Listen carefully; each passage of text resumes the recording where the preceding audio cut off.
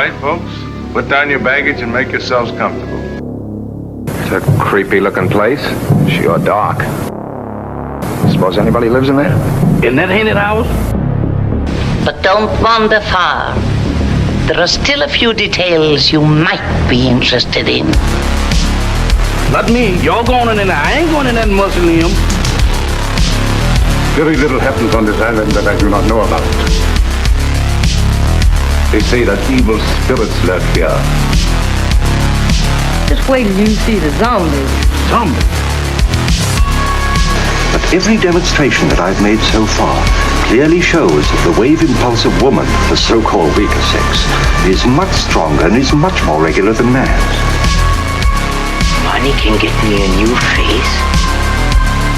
To scare away the evil spirits. Evil spirits? Good gracious of me. Well, it is evil spirits around here. No clues, no fingerprints, no motive, nothing. Surely if a man was choked to death, there would be imprints on his throat. We may be able to record and read the thoughts of every human brain without a word being spoken. What's happened to him? The wolf bit him. You want a face. A new face.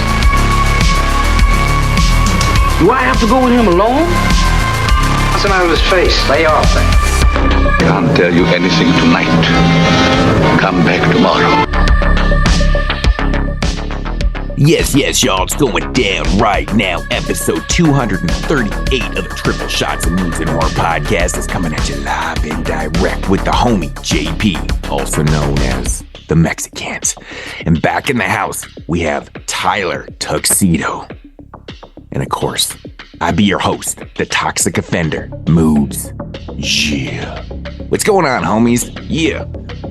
Yo, we are here to do a top 10 list of a year that didn't have very many movies to watch. No, I would assume, well, I wouldn't assume this is going to be the least amount of movies that we ever prep for, because I mean, I'm sure there might be years with less. I have no idea. This is actually one of the year. There's like a handful where there's not even more than 5 movies. We would really have to dig into some like noir and like borderline stuff. Yeah. For those years. I remember one time I was kind of going through, just personally, it wasn't for the podcast, but I was kind of looking up, the years of horror and stuff, and like from 1930 all the way to like, in the 60s and stuff.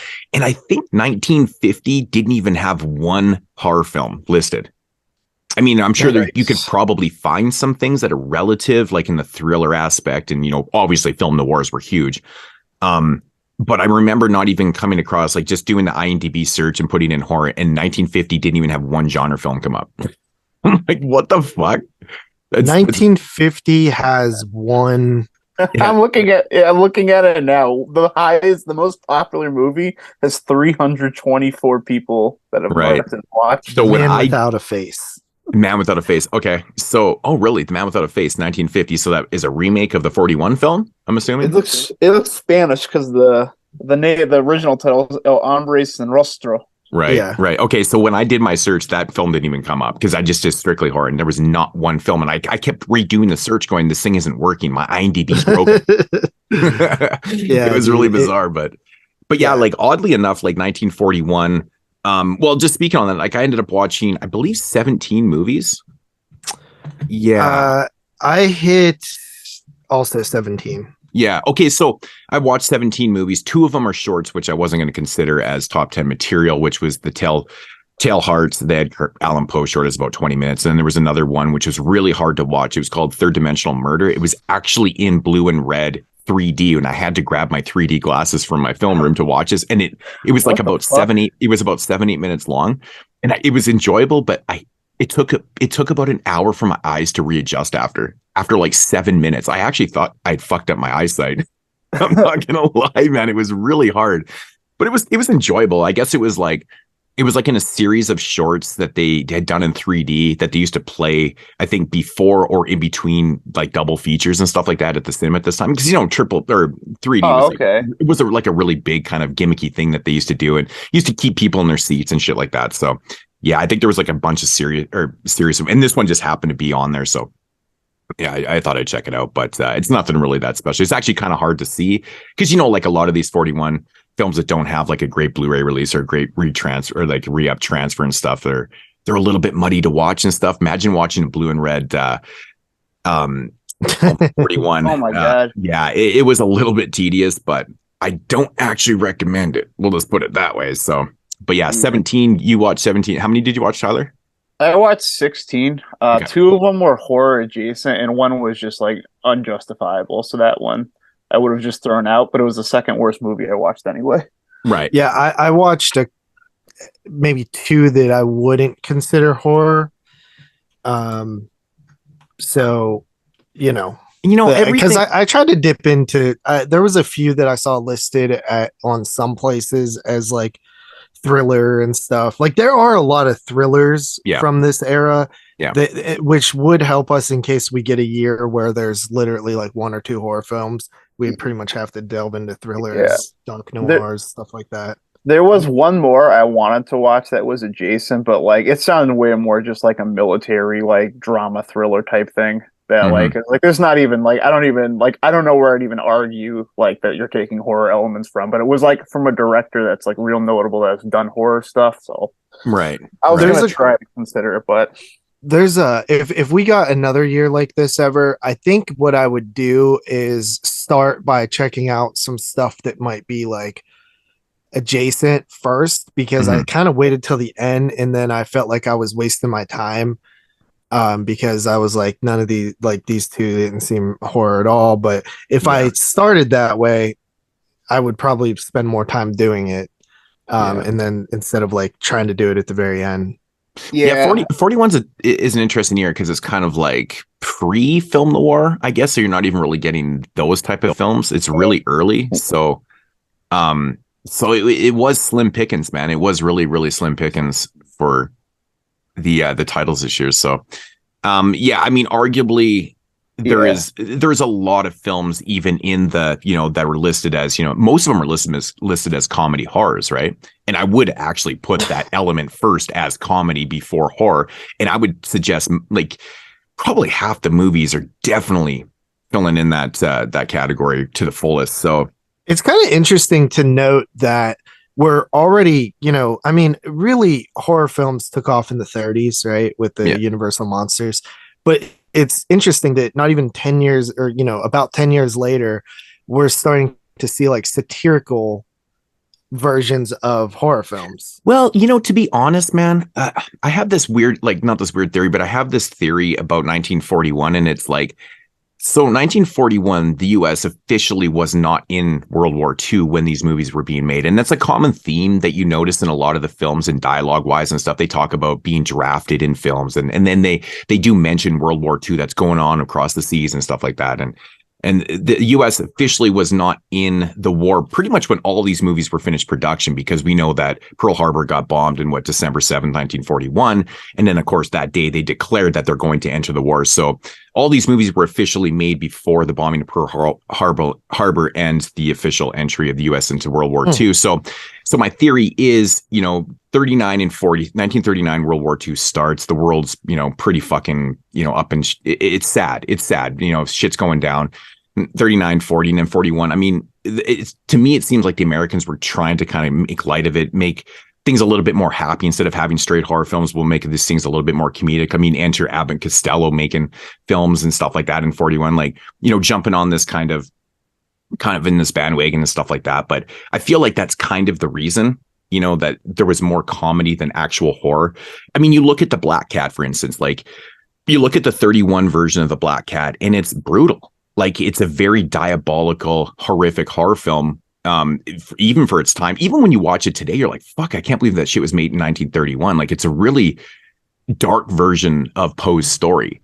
Right. And then we have the remake, technically the readaptation, whatever you want to do, or not a readaptation, but an adaptation of the Black Cat story that is very comedic, and it's totally done as like a Agatha Christie type style, kind of whodunit, comedic elements to the Poe story, which kind of leads into my theory of like, this is what they were doing. They were purposely making comedy to kind of relieve the tension and, the air of what was happening in the world and stuff like that. But then, I would assume by 1942, when the Americans officially were into the war. I mean, I haven't looked at the list of films in 42, but I'm sure there's probably maybe not as many horror too. I mean, maybe it's a little bit more comedic too. I don't know, but I just feel like it has something to do with that, considering it gets brought up so much.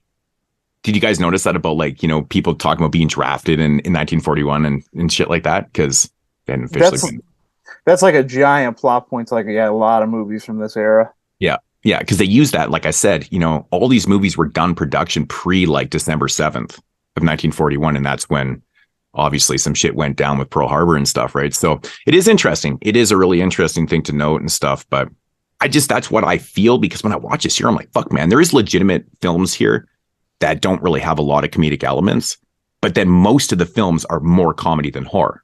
You know, it's just like, and I bring it back to the Black Cat thing. 10 years earlier, we had probably one of the most, you know, diabolical versions of the story. And then 10 years later, we have probably the most comedic one. And we all know the Black Cat has been done so many times. And this is definitely the goofiest one for sure that I've ever seen. And in fact, and actually going back to my theory a little bit too, you take Jekyll and Mr. Hyde, which again, 10 years prior, you know, you had the 31 version, which is a lot different. It's, you know, there's a lot of things changed in the newer version, or in the 41 version. Like, you know, the woman wasn't a prostitute. She was like a barmaid in this one. And, you know, the elements of Mr. Hyde, he's not as beastly. He's not as grisly. He's not as horrific in this version than he was in the 31. The 31 is a lot more horrorish. This one focuses more on relationships and the aspect of psychology and things like that. Very, very fucking drawn out. But again, going back to 31 with the Black Cat and Jekyll and Hyde, they're completely more made to be horrific. And these ones are completely on this more sensitive side of things, if you get my drift, right? You think part of it too is maybe they were trying to make it more appealing to, like, families? Yeah, softening it down a little. Sure. Why not? Yeah. I think it's interesting to start. Like, I'm kind of glad we got early 40s film year, because I feel like that's where you could really see, like, the start of the decade, you know what I mean? Instead of getting like 1945, like where we're just thrust in the middle of it. Because I think that you're definitely starting to see some changes from the 30s going forward. We're almost sort of starting to get into the atomic age, you know what I mean? Between the 40s and the 50s, where you're getting a lot of, like, a lot, which was kicked off with Frankenstein in the 30s, but we're starting to see, like, scientists a lot more, you know what I mean? And that continues on into the 50s, and then you get really into like the sci-fi horror aspect. It's the scientific boom in the 30s. Like, they were finding out so much in those time periods that they really wanted to kind of exploit where the knowledge was, right? And it was interesting because, like, if you're figuring out and some of the stuff that they put in these films, like, scientific wise, probably wasn't achievable in those days, but it was still very interesting to showcase because it was so new to people. Because you got to think back in the 30s, late 30s and 40s and stuff, like, you know, if you weren't listening to the radio and, like, you had no idea what was going on. So if you saw it on a screen, you're like, oh shit, that's really fucking cool. It was interesting, right? It was different. So I'm sure they were like, man, that's really fucking cool. Yeah, the scientific element of things was really cool because that's probably where a lot of people were learning that shit for the first time, even though some of it probably wasn't plausible, which, you know, we all know it wasn't. Like, even in the 50s and the atomic age, like, they're doing stuff with computers in the 50s that they weren't doing in the early 70s. You know what I mean? Like, so you got to kind of extend your beliefs there a little bit. But at the same time, it was just a very interesting element. I've always loved mad scientist stories and stuff. And yeah, that's one of the prevalent things here. And, you know, there's like 3 or 4 super common themes in this year. Yeah, the mad scientist thing, and, you know, like the tragic stories. Everything here is like either a comedy, horror, or just a straight tragic story. It's like a Shakespearean tragic story, right? And having ghosts in the title. You know, they do explore zombies here and stuff, but yeah, you know, one thing about 40s, like, from this year, I noticed that's really funny is, like, every movie, because there are a lot of, like, whodunits, kind of mystery elements and stuff. There's so much red herrings in these movies. It's hilarious. Like, they just fill the very short running time of these movies, which is generally 60 to 70 minutes on an average, full of red herrings. That's all they do. That's how they wrote these movies. Was just, they're just misleading you over here, and then bam, then they explain everything in the last 2 minutes of the movie. It's like such a funny construction to the movie because they're so quick, right? Makes me laugh. One Very, kind of observation I had about this too was all these movies are pretty much supernatural movies. So I think they were still really defined in genre conventions, and like how they start using comedy around a lot of these might be kind of the first evidence of like really genre bending. And I think they really didn't explore the idea of like this person is a monster and this thing can actually happen to me. yeah. And I think maybe with like the noirs that were kind of brewing around this time, maybe that's how like the birth of those movies really start to happen. Because like if you think about movies like just for instance like Peeping Tom, and you know we're 20 years away from that, that's not that far off than like like blending horror with like a noir movie. Right.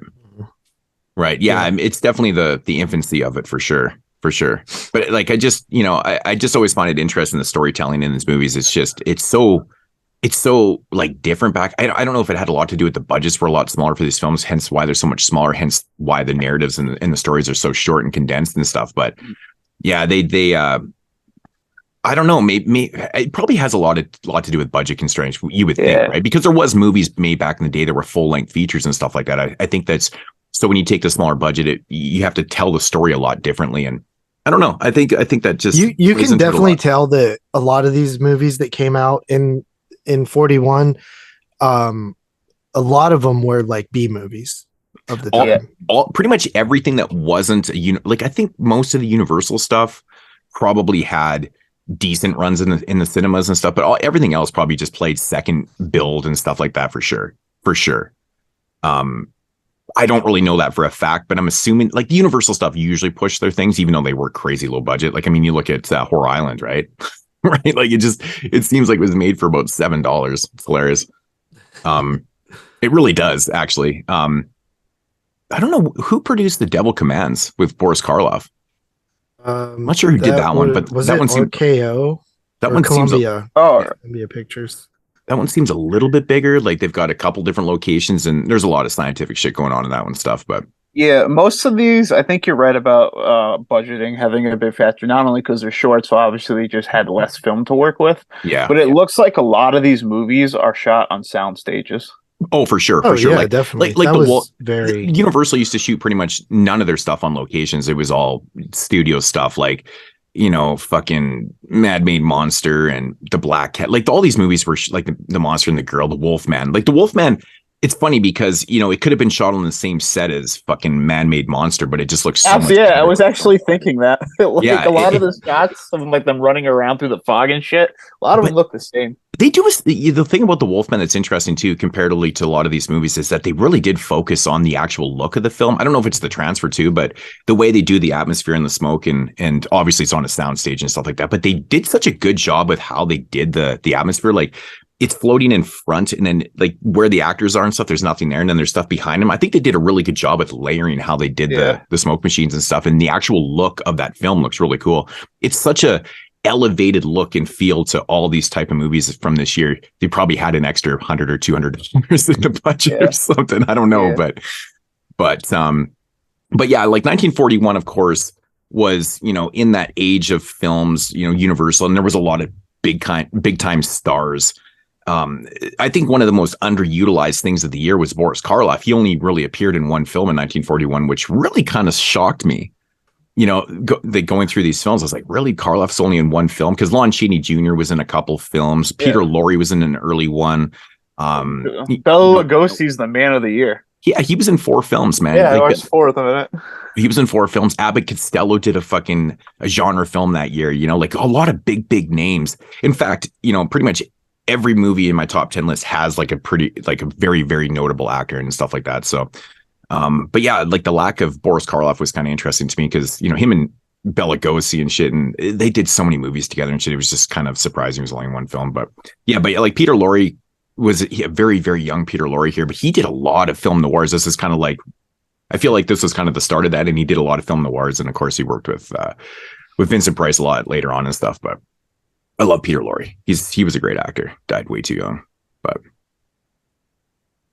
Yeah. But what are your guys' overall, like, you guys have any other thoughts on 41? So I actually, I don't think the year's like amazing or anything, but I had fun with it. And I'm glad that we finally got to do one of these like old retro years. Yeah. Because it really, my watch history, I've seen pretty much all the Universal monster movies, but other stuff along those eras are like lost to me. Like I haven't seen so much stuff that came out between, the 60s all the way back to the 30s. I've seen like the big silent movies and stuff of the 20s. And I've seen a handful of horror films from the 30s and 40s, and probably more so the 50s. But so this was a good experience for me just to sort of get a beat on like what was going on around the time. Right. And which is one of the reasons that I love doing these top 10 lists in general, is just because we sort of get to, like, for historical purposes and, just learning about the genre, it's very beneficial. So I had fun with it, although it felt very repetitive. Yeah, I agree though, man. It is like, it's like a history lesson in itself, because like not only are you watching films that are almost, like 80 years old kind of thing, but it got me into re-upping my knowledge on World War II and stuff, and like just kind of looking into why the themes the way they were and stuff. And it really kind of gets your brain going, and it's a good history lesson. It really is. And to be honest, man, and I'm not going to front, like almost every film here was a first time watch. Like I'd seen a couple of the Universal films before, like Mad Made Monster and The Black Cat and Horror Island.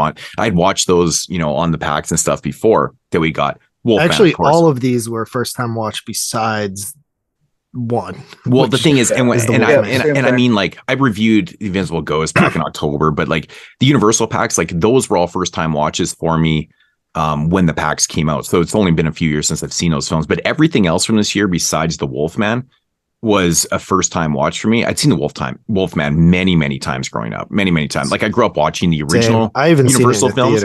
Like all the original Universal monster films I've seen so many times I can't even count. And in fact, the Frankenstein sequels I've seen a lot too. Those are the most explored stuff for me. But films like Invisible Ghost I'd never seen before. Hold That Ghost, Abbott and Costello. I've seen a lot of Abbott and Costello films growing up. I'd never seen Hold That Ghost before, and so on and so on. And I hadn't seen. So it was an interesting year for myself having so many first time watches. It's not like we're doing a brand new year where everything is first time watch. When we're doing retro years like 1980. I'm 100 films deep, and I haven't seen a film for the first time yet. Right. So I've seen everything from those years, but it's fun. I like to explore, and it's just, but you're right though. The themes are very limited. It is very repetitive, but with that said, the films are so short that they go by so quick. You don't even feel like you're really spending a whole lot of time. Even if you are wasting your time with a couple misses and stuff, it's not really the worst time killer in the world. So, it is what it is. Yep. Yeah. I thought it was pretty educational for the most part. There was a good handful of films that I thought were pretty good. Like the breakdown I had is, at least of the 16 I watched, at least 9 I thought were good. 2 I thought were like in the middle, and 5 I thought were good. Yeah. Yeah. I feel like my top 6 are like really solid, kind of thing. For the most part, I mean, at least top 5. I'd even call maybe like my top 7 pretty solid. I'm happy with. Right. I mean, I guess we'll get more into it when we talk about the films. I'm actually kind of curious to see the order of films that appear, and maybe some that don't even appear on someone's top 10 list. I don't know. I'm mostly curious to see if there's any unique to one person's list, or if there's any like vast differences, like my number 2 is your number 10 or something. Yeah, I honestly, and I was joking about that on the live stream the other night too, about how your number 10 is always my number 1. And I was thinking to myself going, there's no fucking way that's going to happen on this 41 show. There's just no fucking way. Like if there's one year I would predict against that, it would be 1941 for sure. Yeah. So, but that is a really weird common thing, like how your number 10 is always my number 1. And I was actually thinking too, like the 2022 top 10 show, me and Dave having the same top 3 films. I don't think that's ever happened on any top 10 list we've ever done, that someone's had the top 3 films in the same order. I literally don't think that's happened on any list before. I mean, the number 1 being the same for people, but the same top 3. No, I don't think that's ever happened. You can go back. I'm not sure. I'd have to look, but I'm pretty sure that's just very uncommon. I mean, it seems like most of our lists are very different now as it is. Oh, you mean in the same order too? Yeah, the same order, like number 1, 2, and 3. No, I don't think that's ever happened. I know, and we've done a fucking ton of top 10 lists from whether it be the modern years from 13 to 22, and then all of our back years. I don't think it's ever happened. Like I was thinking about that after. I don't know if we said that on the show, but like I was thinking about that, going, "Fuck, that's just a really strange thing." Considering how much me and Dave we have similar tastes generally, but like when it comes to modern films, he likes a lot different films than I do. So that was interesting, but. I mean, there's a pretty good chance that our number ones might match up on this one. But, I don't know. It might be close. But who knows? I am curious. I wish there was. This is like our 23rd or something. 22nd or 23rd top 10. Like retro one? Oh, yeah. With the year. No. In general. Yeah. That makes sense. Oh, okay. Yeah. Something like that. Really? I thought we'd done more because we've done 13 to 22, and then we've done a lot of. Oh, yeah, I guess. Couple in the 70s, 68, couple in the 70s, couple in the 80s. 3 in the 70s, 3 in the 80s so far. This will be our 4th one. 3 in the 90s, and then 2 in the 2000s. And then from 13 up. So we haven't done 10, 11, and 12. Okay. Yeah. And 1 in 68. So yeah, that's quite a few. Yeah. And now 41 is like the very oddball one out. Yeah. Yeah. Yeah, so that's a lot of top 10 lists and nothing lining up like that, which doesn't really surprise me. You would expect it more maybe like on a more retro year than a modern year. I don't know. I would just see it like that, but who knows? I don't know what else to say about 41 that I didn't say already. No, I think we covered it. Definitely a fun experience. I feel like these shows will let some people know about some titles maybe. And, I'm looking forward to doing another one of these down the road, something super retro. Yeah. Right. I mean, it was cool. So, top 10 in 1941, I guess we might as well get into the list. I don't have anything else. Do you have anything else for intro wise? You have anything else? I'm good. Okay. Nope. All right. On that note, I guess we'll be back here in a minute with our retro 1941 top 10 lists. Yeah.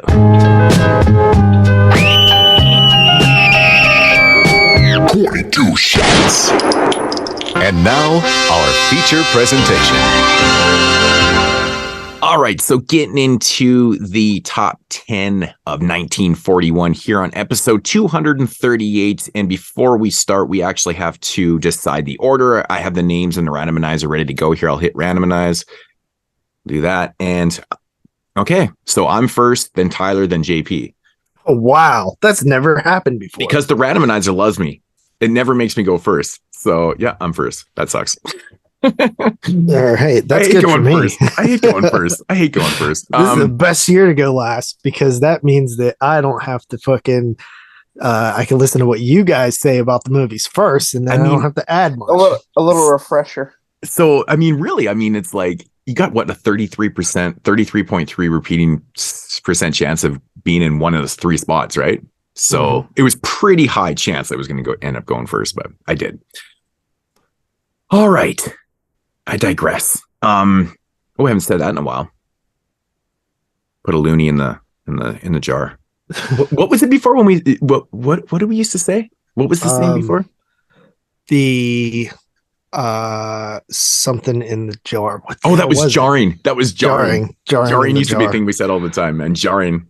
People always say that I say I digress a lot because now people say we say literally a lot. So well, we do say literally a lot, but like it literally matters when we. And I actually responded to something. Did you see my comment the other day? He's like, man, you guys, if you guys took a shot, if the listeners took a shot for every time JP Moodz said literally, you guys would be dead, whatever. And I made a joke and I said literally like 9 times in my response. It's kind of funny.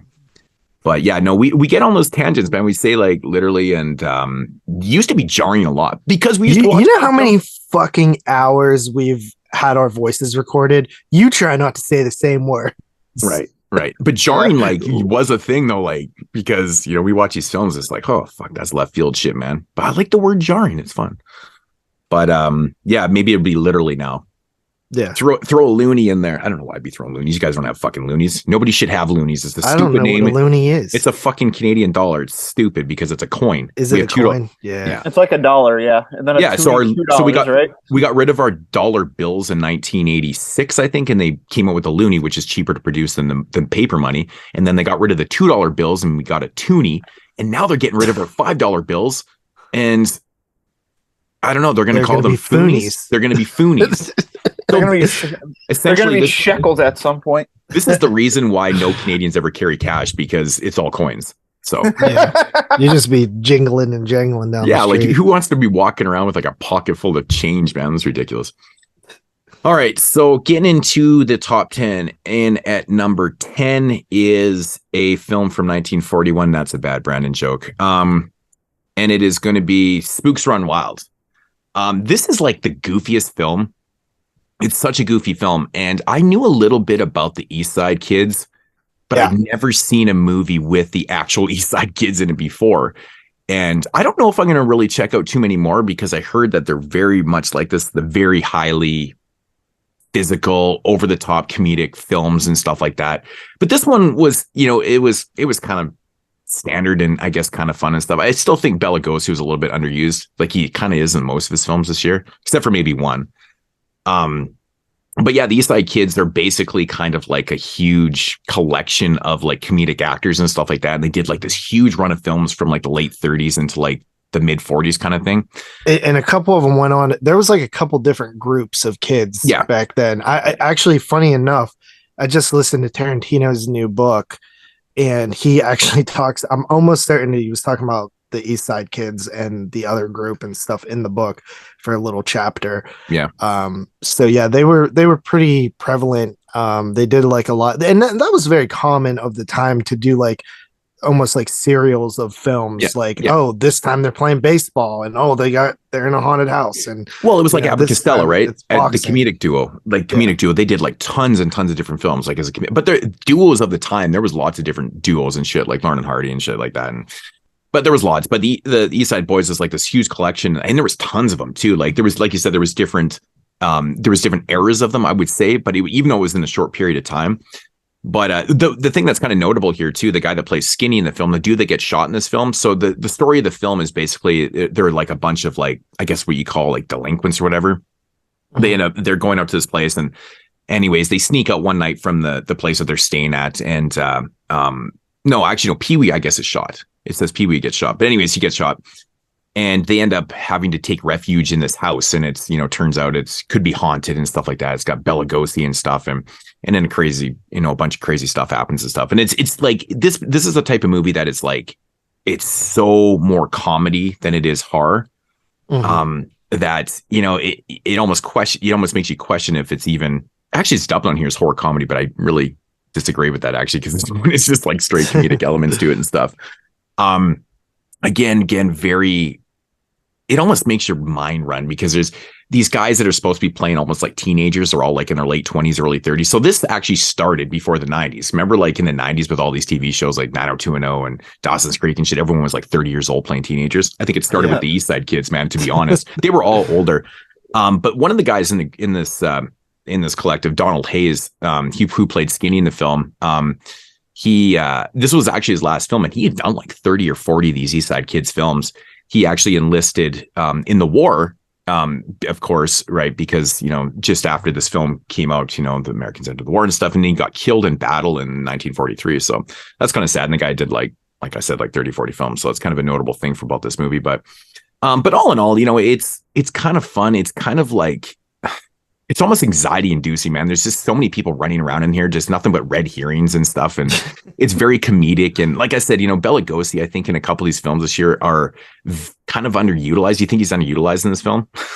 I will say that like how this story unfolds, like what they do with Bela, I thought that it was kind of like cool, because it's not typically what you get. No, it is a little bit different in narrative for sure and stuff like that. But I was entertained by this film overall. Like, there's a lot of characters, and like, it's not like you could ever really keep track of all the characters. There's just so many of them and stuff. But yeah, like one's just like sleepwalking around. Yeah, because like, they're kind of hypnotized, and there's like certain elements. Like, I don't want to give everything away because it is such a short movie. I think it only runs like an hour. Yeah, this one's like 65 minutes, super, super short. There's not really a whole lot to say without giving everything away. But, I did recommend it. I thought it was, in the end, it was kind of average and stuff like that. But I still kind of enjoyed it. Like I said, it just feels way more like a comedy than anything. But I definitely going to be setting a record here for starting a top 10. But I gave this one 5 out of 10. Ooh, 5 out of 10. Whoa.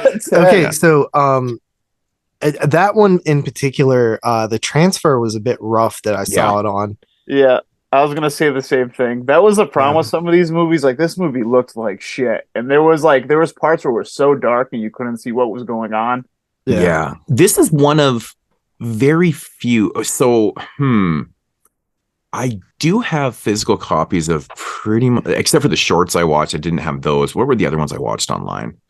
I watched a couple others. Yeah, but this one was probably one of the roughest transfers for sure that I watched. Yeah. Definitely. I did watch another one that was online. It wasn't too bad. But yeah, no, this is probably like the worst transfer for sure. I think there was points actually where it was like you really couldn't see anything that was going on. So yeah, it kind of ruins the experience a little bit, but it was like the only way to I know that Film Detective actually put this out on DVD a few years ago and did a restoration of it and stuff. So I'm curious to see what that transfer is like, because I don't think it was the one that was on YouTube. So might elevate it to like a 5.5 out of 10 or something like that. Yeah. Yeah. It honestly, like some of like the transfers, when you're talking these older films, like can affect the actual like quality of the film in terms of like your enjoyment, because it's just like you can't see certain things. Right. Yeah. Not like really, there's not a whole lot more to say, but Spooks on Ryle, I thought it was entertaining. I would rewatch the movie with a better transfer and stuff. It was actually a movie that I did order. I ordered the DVD like fucking month and I still haven't even gotten. So, and I only did it because it was Film Detective, and they do put out a lot of good stuff. Like, they do good restorations on their work and stuff. So I was curious after I watched it. I'm like, holy shit, I wonder if the DVD is a lot better. So I might actually rewatch it when I get it, because it's like an hour long. So it is what it is. Yeah, and with the whole starting at a 5 thing, that's interesting. That's definitely the lowest we've ever started at, but at least it's not under a 5. If we ever start under a 5, that's going to be some funny shit. I know. I was actually kind of thinking that too. I'm like, I wonder if we're actually going to have that. Yeah. but yeah, so 5 out of 10 for Spooks on Rod. Again, I don't want to give everything away. It's right. There is some different elements to this film, and there's a lot of characters, and it's that dark old house thing. It's that common theme that I don't think we even mentioned in the intro, but the dark old house theme. It's one of those type of movies. It's very prevalent in tons of these movies. So you get that aspect to it, and then there's some twists and turns and things like that. So yeah, it's decent. I like to watch it with a better transfer for sure. So, all right. So Tyler, you're number 10. All right, my number 10. It's a film that's kind of similar to Spooks One Wild, as it kind of feels the same. It's King of the Zombies. Right. So this is another one that it's more comedy than anything else. It's like the plot is like so forgettable. They crash on an island, like in a cemetery, and they kind of just wander around, and then there's people doing weird stuff there. It's really forgettable. It blends into all these scientist stuff. Yeah, it's just standard mad science stuff, and this is some of the worst mad scientist stuff. But there's a character, Jefferson Jeff Jackson, played by Mantan Moreland, who is fucking ridiculous. He's so the best funny. Aspect of the entire film, and even if you look at Letterboxd reviews, everybody points that out. Dude, he's literally he's the funniest character of the whole year.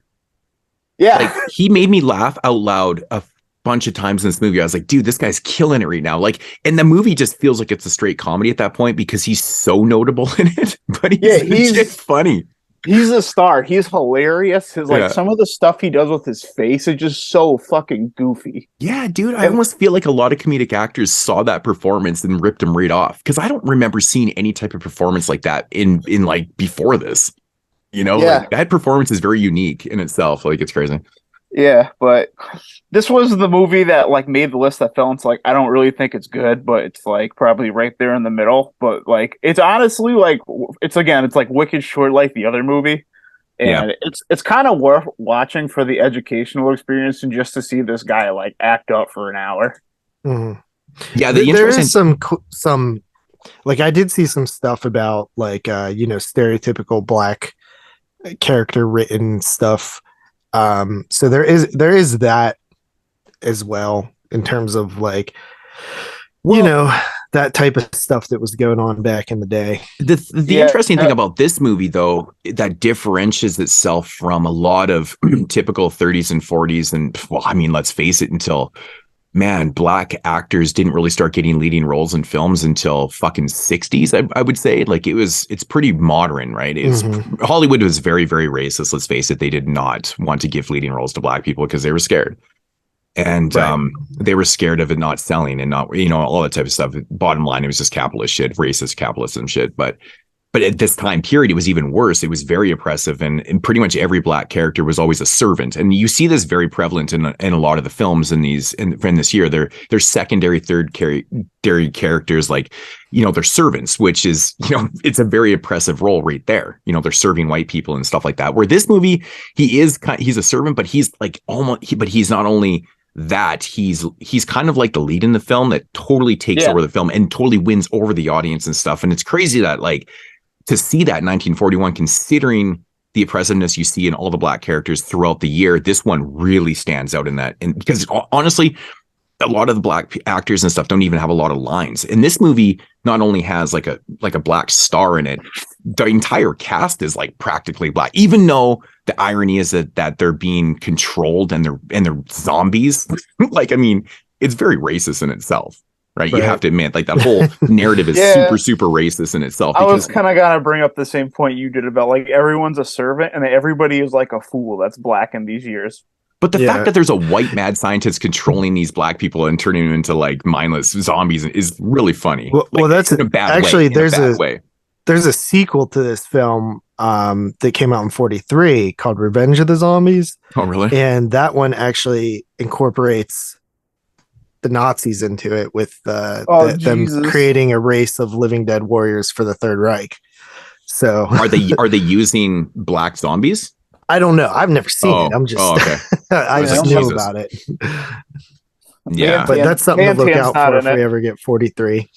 Yeah, right. Mantan's not in it. No deal. Nah, no deal. But yeah, no, there's definitely a lot of interesting kind of racial and oppressive things, and a lot of things you could probably go into depth about this film. But it's also a product of its time, though, too, right? Because this was in every movie. Like it's really savage when you watch these movies at the time, and you're like, fuck. Especially knowing like the history of Hollywood and just how you get a lot of black characters who are either dumb or goofy, you know what I mean? And it's unfortunate, but at the same time you see the history of it, you know what I mean, which is important as well to know the history of it. And it's definitely interesting, I'll say that. But yeah, that character is 100% the best character in the movie, though. Oh yeah, 100%. It's just I don't remember much about the movie. I remember like individual things and individual scenes, and all those things that I like remember well. It's all just like Mantan being funny. Yeah. See, this one has a little bit of an interesting narrative because it actually takes place, obviously, in reality. The World War II is happening in 1941, but this one actually takes place during World War II, right? It's about an aircraft that goes missing, and these guys are basically kind of almost trying to figure out where this aircraft went, and then we find out why these things end up where they are and stuff like that. But it's like taking place, I think, somewhere down south, like where they're traveling, where the war was kind of taking place and stuff like that. So there is elements of reality and fictional stuff that's happening there. So it kind of plays happens into in the Caribbean, actually. Yeah, in the Caribbean, and like I said, which before, is where the Americans voodoo is prevalent, you know what I mean? And of course, like the Americans at this time, because they're Americans, and they weren't actually in the war at the moment. But yeah, so interesting elements to the film, but yeah, definitely a standout performance for sure, 100%.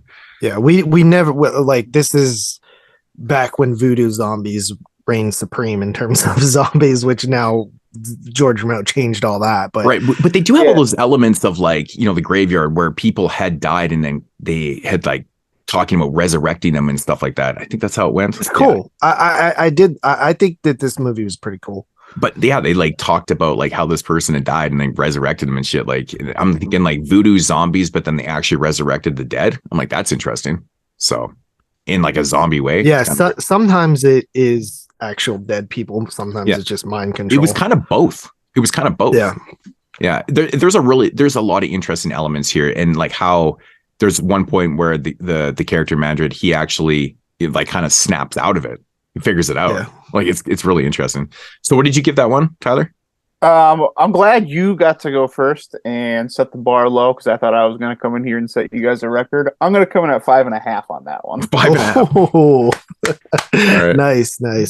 All right. My number 10 in a third film that has, 3 unique films here is Horror Island from 1941.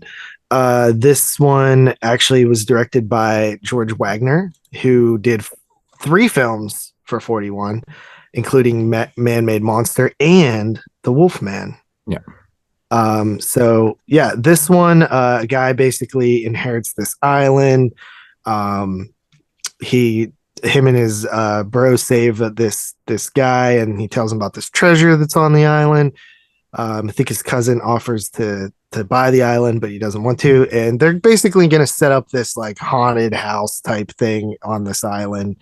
And he ends up like wrecking into this girl, into her car. He doesn't have the money to pay for it. So he gets her to come on this island as well. And then turns out that there might be something more than their planned like House on Haunted Hill type shenanigans going on this island. Definitely more comedic than horror, but I enjoyed it. I thought that the acting and stuff was all pretty good. A little goofy, but I liked it. I gave it a 6 out of 10. It's just like your typical like standard like kind of set film. Like it just feels like it's totally set on a set. Like I don't know. Like it just absolutely feels like it, but it's like a Scooby-Doo episode. Actually, I never realized how much Scooby-Doo was influenced by cinema of this time, because there is a lot of Scooby-Doo-esque filling things in this era. Yeah, it's actually incredible. I didn't ever realize that Scooby-Doo was so already done by the time it's like Scooby-Doo came out, you know what I mean? Oh, these are like live action versions of like Scooby-Doo, the original Scooby-Doo series. It's crazy. It's like literally the same thing. That's exactly how I felt about Spooks Went Wild. That it was just Scooby-Doo. like a Scooby-Doo episode. Yeah, it is. When I was watching Horror Island, I kept thinking to myself, going, "This is Scooby-Doo." Like it's literally the same thing. It's funny. There's like a peg leg dude and fucking that people are. But there's Scooby-Doo episodes where they literally go to islands in the same shit. I know. Like there's Zombie Island and stuff, right? Like it's the same premise. It's funny. Yeah. So what did you give that one? I gave it a 6 out of 10. Oh, he's starting at a 6. Wow. Yeah. I'm actually coming in the highest on these films so far. Crazy. All right. So coming in number 9 for myself is a film called Hold That Ghost. Of course, starring Abbott and Costello, which I've always been a huge fan of. Abbott and Costello are like just they're comedic, dude. Specifically, Costello, I believe, the chubbier one. He is just fucking great. Well, but that's the thing. Like, Abbott and Costello work so well together because Abbott's that great initiator, and then Costello just takes that joke and rolls with it. They play off each other so fucking well. But yeah, Costello was he was the more notable because he was a chubbier, physical comedian, and he was the punchline to everything, right? Yeah, it's just like Costello's the punchline in the movie. He is, man. It's this story is so goofy because Abbott and Costello, they play like these dim-witted morons that can't hold down jobs. They're working at this gas station and shit like that. Well, first they're at like a restaurant, and he's like a waiter, and he sucks real bad at that. Yeah, so they get fired from their job like right away. Anyways, they're working as like at their gas station attendants, and they're bumbling morons. They're literally idiots, right? anyways, this one day, this gangster, they get involved with this gangster. They get inside this vehicle and there's like a shootout and stuff. And this gangster ends up getting killed. And somehow they end up being the beneficiary of his like. It's because he didn't have any homies. So he's like, whoever's with me in my final moments. Oh, yeah, that's right. Yeah, that's right. He even says that. He's like, whoever's in my final moments inherits everything, blah, blah, blah. So they actually go to this lawyer and they end up working out all this stuff and they inherit this like house. Right. And so there's like supposed to be a fortune in there and blah, blah, blah. And it turns into like an old Dark House movie, essentially. Yeah. Right. It's very comedic. It's Abbott Costello. There's a whole pile of funny bits. Like I really do enjoy the changing room bits with the mobster casino. That's like a bedroom and then it turns around into like a casino and shit. Shit's all pretty funny. But yeah, the movie is just, if you're familiar with Abbott Costello, it's Abbott Costello with a bunch of kind of like, you know, quote unquote supernatural things that are happening and stuff. And they're trying to find the treasure, and you know it's pretty predictable in like every moment and stuff like that. But it's funny. It's funny. Costello again completely steals the show. I think this one's like really. Oh no, this one was a little bit longer too. This one was actually the second longest film of the year. So this one ran about an hour 26, so almost your standard kind of 90 minutes and stuff like that, which actually surprised the shit out of me that this movie was so long, given what the narrative was. Simple, but like, man, would they get to the house pretty quick? And it's just like, there's so much, like, there's really no downtime in this movie. It's just constant comedic elements. Like there's so much physical comedy and so much dialogue and so much like craziness that's happening in this film. It just blows my mind how much energy Costello had. Rest in peace to Costello, who died so young, right? Like, you know, Abbott and Costello had this crazy run of films and then they kind of broke up and like 3 years later he fucking dies. It's like crazy. It's the same old story, right? You break up or quit your job after a long time and you die, right? So yeah, sucks. But Costello, like, I mean, like I said, if you're a fan of Abbott and Costello and you're a fan of like, you know, the genre films that they broke into and stuff, this one is not one of the better ones that they have done. But still very enjoyable. There's a lot of funny parts in this, and it's just this was completely a different era. I mean, and this type of stuff showcases it. Like the slapstick era doesn't exist anymore. Like, you really don't have slapstick, period. It just doesn't work. Like I'm a big fan of the Three Stooges. Like I grew up watching the Three Stooges. Some of my favorite stuff ever is Three Stooges stuff. Yeah. And you could definitely actually, funny thing, Costello definitely reminds me of Curly. Chris Farley, Three Stooges. You know, I've always thought that Chris Farley took his whole, you know, kind of persona from Costello. It's possible. The physical like the body type was bigger, so he's a physical comedy. He's very goofy. He's very likable. Like there's just so many elements that Chris Farley possessed that Costello had too. You know, obviously different that he wasn't in a duo type. Well, I guess kind of with David Spade in a sense, like they always did shit together, but not in the same realm. Like this is an actual duo, like Lauren Hardy and the fucking Three Stooges and stuff. Like that was a different time period but I gotta say, like they were so ahead of their time with their comedic elements, man. Like the shit that they were just so quick-witted. That comedic, you know how hard it is to do comedy like that? It's crazy. Yeah. To keep that shit up, man. Very, very smart. You have to be intelligent. Everybody knows that. To be comedian, you got to be smart. The fun thing about these type of movies too is just the jokes are so rapid fire. It's just like that's what I mean. Like it's almost hard to process everything in one watch because it's like nonstop for like 85 minutes of just pure insanity, man. Like even at the very beginning when he's talking about like the soup and stuff like that, and like that joke goes on, but they tell like 6 jokes about the soup in like a 2-minute time frame where he's like, you know, he's like, I don't want the soup. He's like, fine, I'll have the soup. He's like, well, we ain't got the soup. They just had like reiterations of like their, you know, who's on first, like their baseball one, right? Like their famous, you know. Yeah. So yeah, man, Hold That Ghost. It's pretty standard, but it's pretty fun though. It's pretty fun. I give it a 6 out of 10. 6 out of 10. All right. Up from 5 to 6. Go ahead. So far 4 different movies. Yeah, right. All right, Tyler, you're number 9.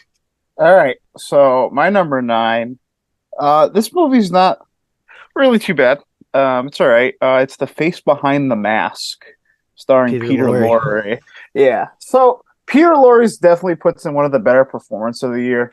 It's kind of like he's like goofy, but he's a character that like they give you some sort of investment in, where like a lot of characters in these movies really aren't.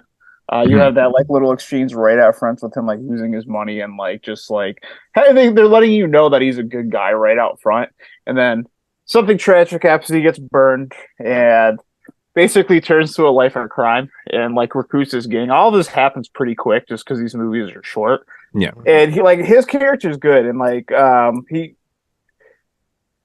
but like there's nothing about this movie that I found like super memorable, whereas like there's other things in some of these other movies that I did.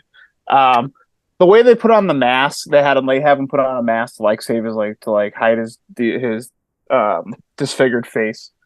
It's kind of one of those like monster. They're creating a monster type deal, but it's not like. But it's more of like he's like your friend though. He's not like the monster. You're like always in his corner, which I guess is a little different. But there's some good stuff in there, just because he was like one of the stronger actors. Obviously, he's very recognizable. He was in a ton of good stuff. The same year he was in The Maltese Falcon, which is probably like the most memorable film of the year.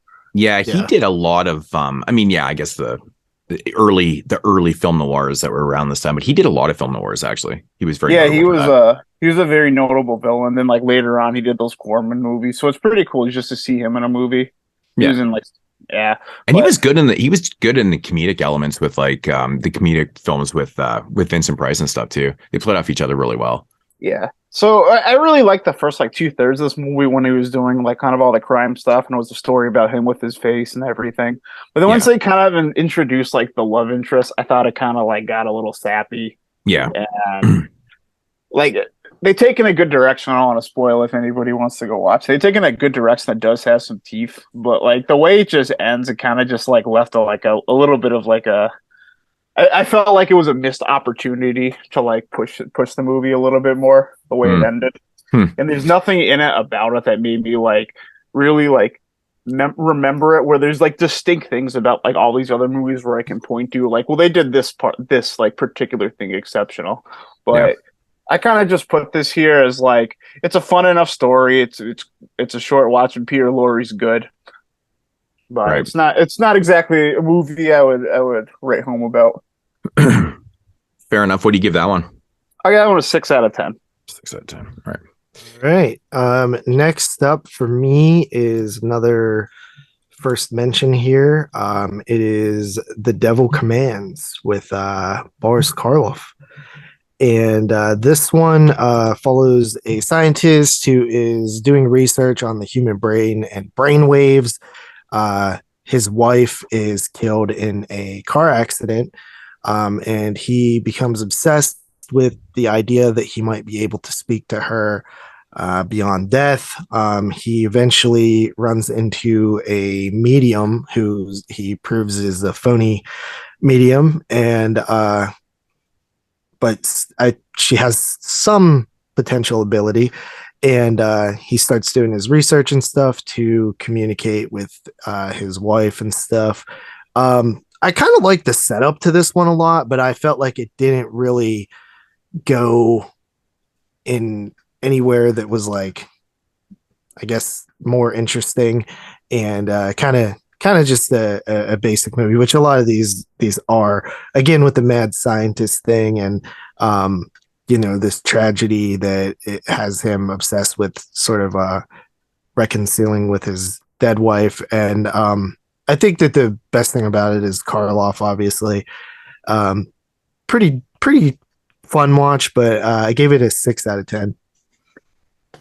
6 out of 10. All right, man. Cool. All right. So coming in at number 8 for myself is another version of a classic Poe story, The Black Cat. Yeah, I again, in the intro we discussed the my thoughts on these films that have been. Well, I brought up, The Black Cat and the reason why I think it's the way it is and stuff like that. But, comparatively, man, to the 31 version, who is, also starring Bela Lugosi in it. And of course, Boris Karloff. And that movie is like super dark and it's a really great film. Have you guys seen the 31 version of The Black Cat? I have not. Oh, you haven't? Oh, shit. Actually, man. Wait, hold on. Have I? There was one I think I watched in October. Does it have Edward G. Robinson in it? Oh, I can't remember. I can just remember Bela Lugosi and like their scenes together, just fantastic. No, I've seen the 30. I've seen the 34 one. There's so many of those. Or 30, whatever it is. But yeah, so there's so many different versions. But anyways, that version with Bela Lugosi, it's just so much darker. It's so much more horrific. It's really nasty, actually. It's probably one of the most vicious adaptations of the Poe story, where this is like polar opposite. This one is basically an old dark house movie again, right? Mixed with, the whole Black Cat angle of Poe. And it's kind of like an Agatha Christie 10 Little Indians type thing too, right? Everyone kind of gathers in a house and people start getting picked off one by one. But this one does have a little bit of twists and turns and stuff where, the owner of the house. Are you sure you're not talking about the 34 version? Yeah, maybe it is the 34 version. They're all kind of the same. Yeah. So it came out in 34. Am I saying 31? Doesn't matter. Whatever. Yeah. I think it is a 31 one. Oh, maybe I'm wrong. We did that on the first Universal show, right? Yeah.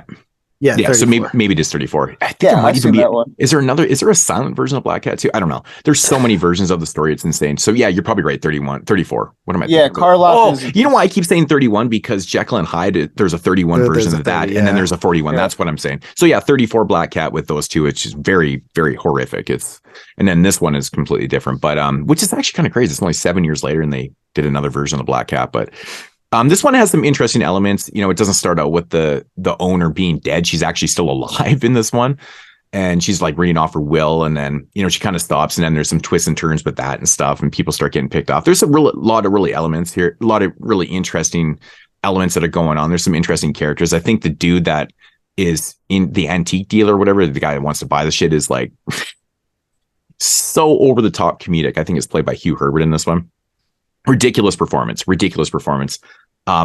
Pretty interesting adaptation. It kept me interested through the whole thing, but I kept thinking to myself going, holy shit, man, this is like pure comedy. It's pure comedy.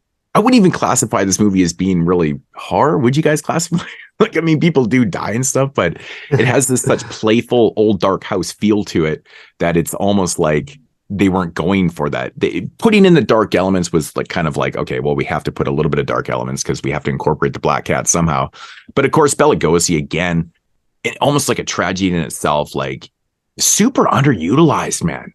Like that's kind of the story of Bela Lugosi's career. I always felt like, man, like he always excelled when he was, when he had that leading role and stuff. I felt like he was always a good presence on screen and stuff, but I feel like when he's in these minor roles, like you just miss him on screen. I don't know why he wasn't utilized more. Like he was a big fucking household name at the time. You probably could have put him in a different role in the film instead of just having him as this kind of like throwaway character kind of thing.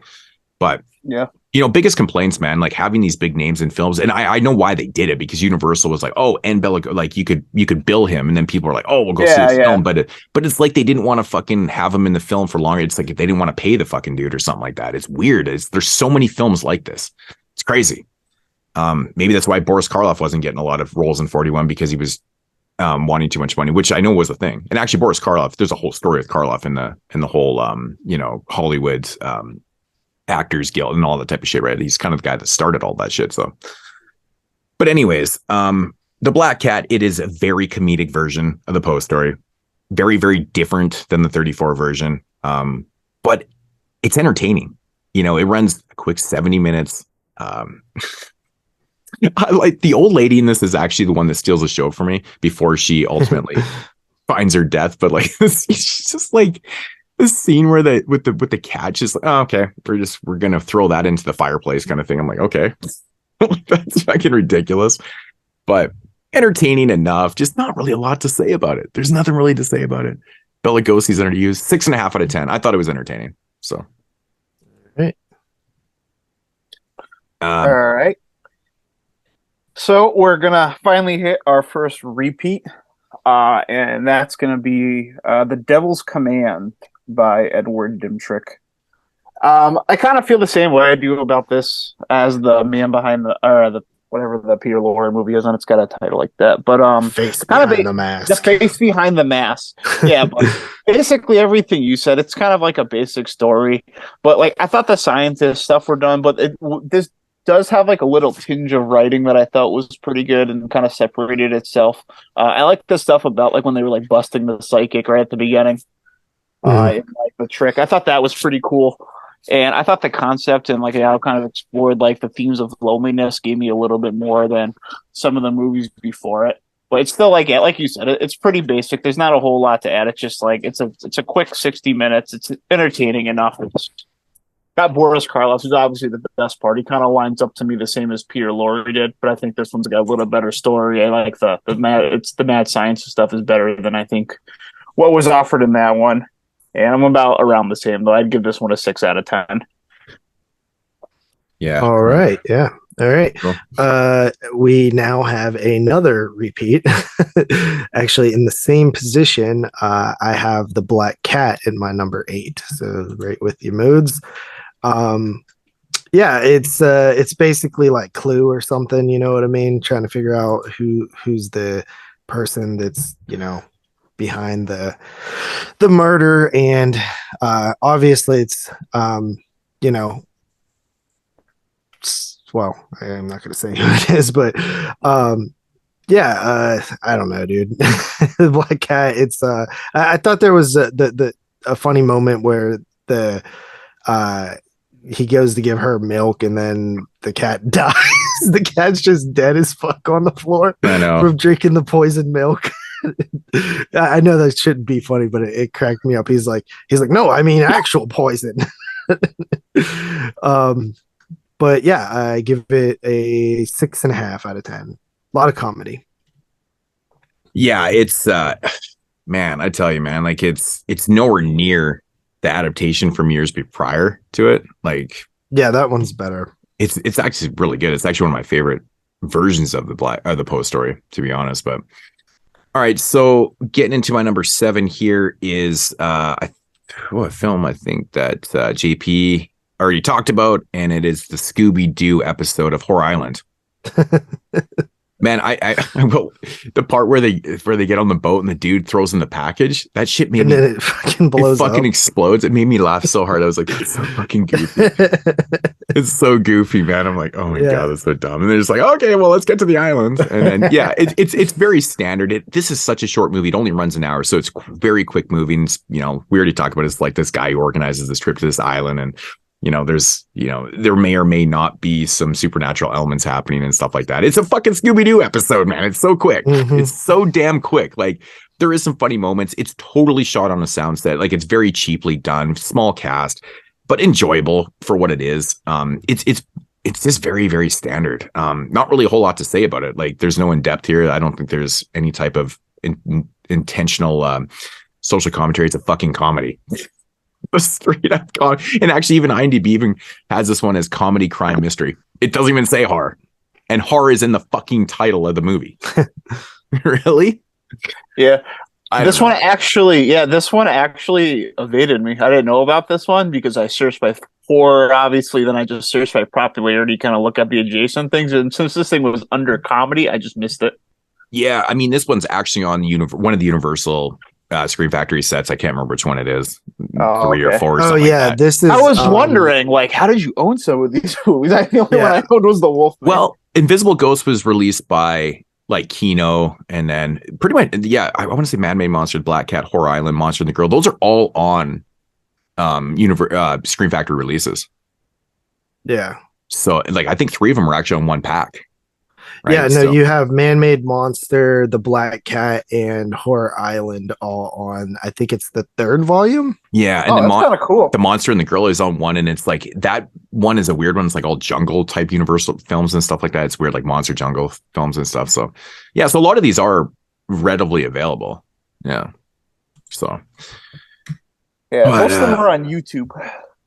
Yeah, Horror Island, it's fun. It's just hilarious to me. It's called Horror Island, and it's like not even dubbed as a horror film. It's like kind of more straight comedy. But going back to what we talked about, man, it's just it's trying to make light of the times, I think, man. Really.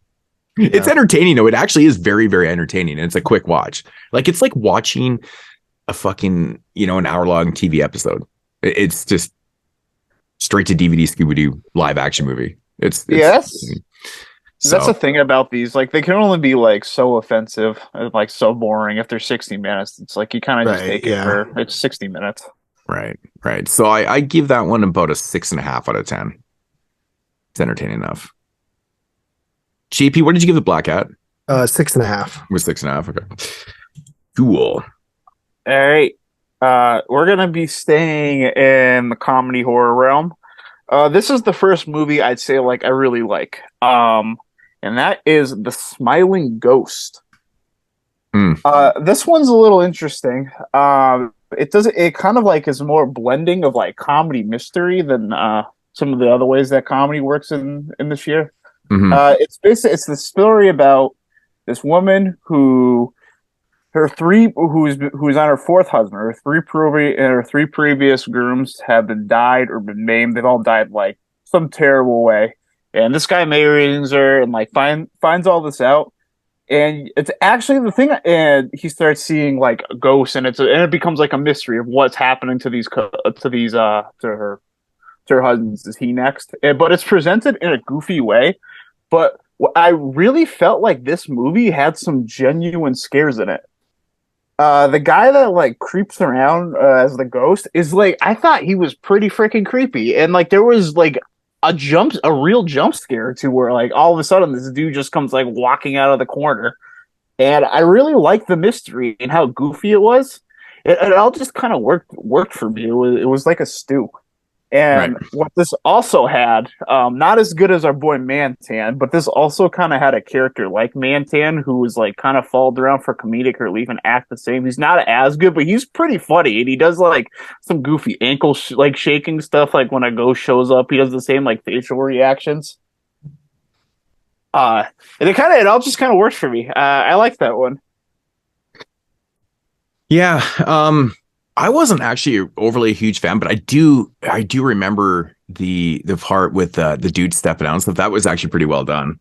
That was a decent part in the film for sure. Yeah, like a couple of those elements just shined, and like it stood out to me more. And I thought like the writing was pretty decent. I thought it was a cool little story about like this like Black Widow basically.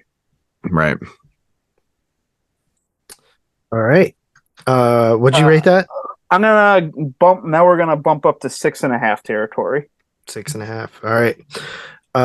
Coming in at number 7 for myself is another Bela Lugosi picture. See, when you're talking old films, you say picture. And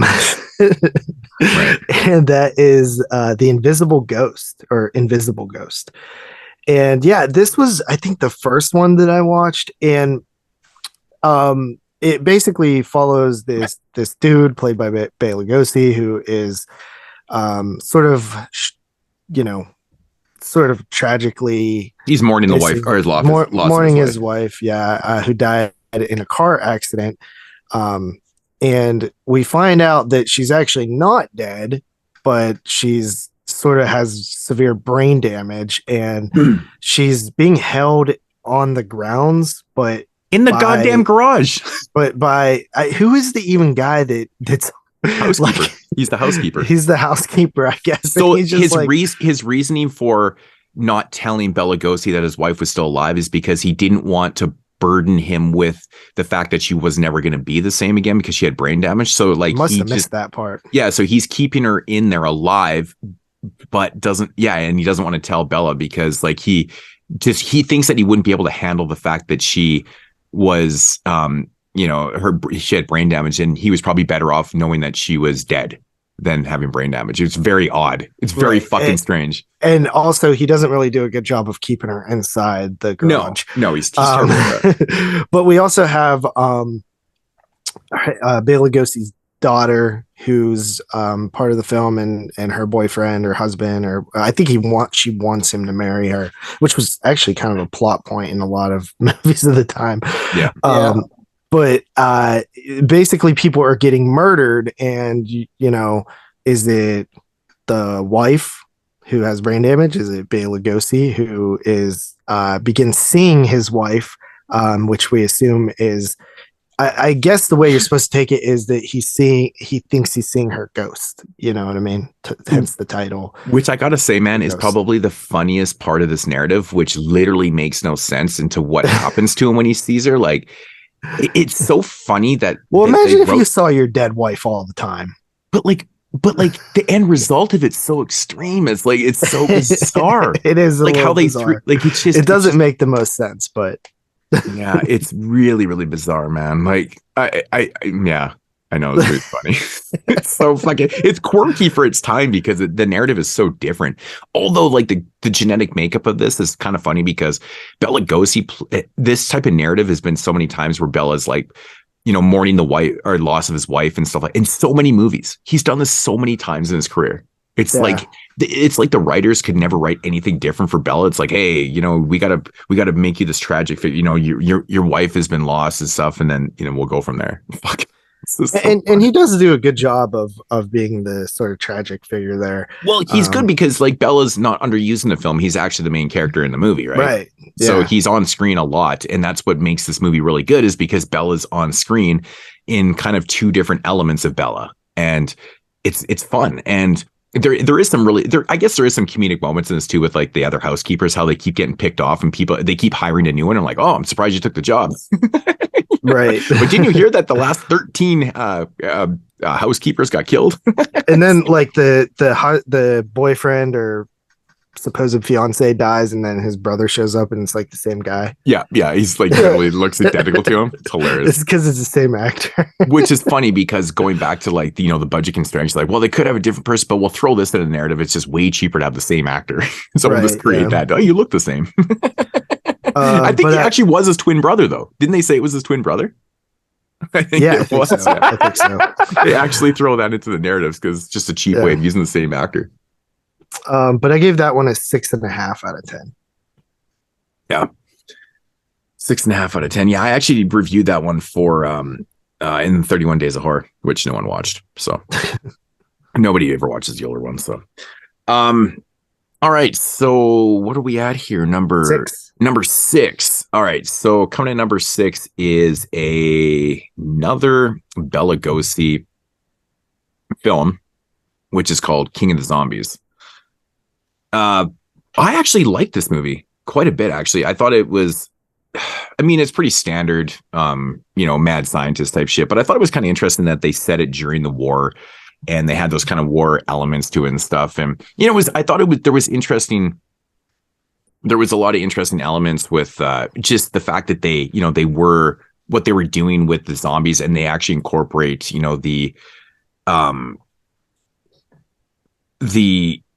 oh no, what the fuck? What am I talking about? Oh, yeah. King of the Zombies. Yeah, King of Zombies. Shit. No, sorry. I was having a fucking brain fart there. So anyways, yeah, so I like the fact that they, what they're doing with the zombies, but then they incorporate the actual rising of the dead zombies too. I thought that was actually really interesting for 41 because I can't think of too many other films that were doing that. Because like we know at the time, like in the 30s and shit, pretty much every type of zombie film was straight voodoo zombies, But again, Bela Lugosi, pretty much, he's not even in this movie. What the fuck am I talking about? That's right. That's why I was getting all fucking brain. He's not even in this fucking movie.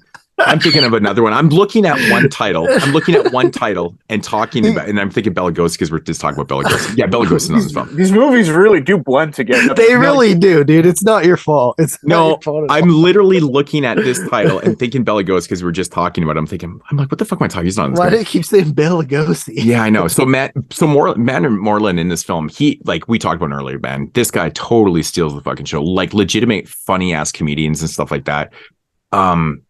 But yeah, no, I like the fact that they set this film during World War II, and the core narrative it was kind of interesting to me. I thought it was just there was a little bit more to your typical mad scientist and shit like that. But all in all, I mean, at the end of the day, it's pretty standard stuff, but very, very good performance. And the reason why I really like this movie is because this guy was the standout in this film. You didn't even care about the zombies or the core narrative of the film because this guy was just so damn good, and it was shocking.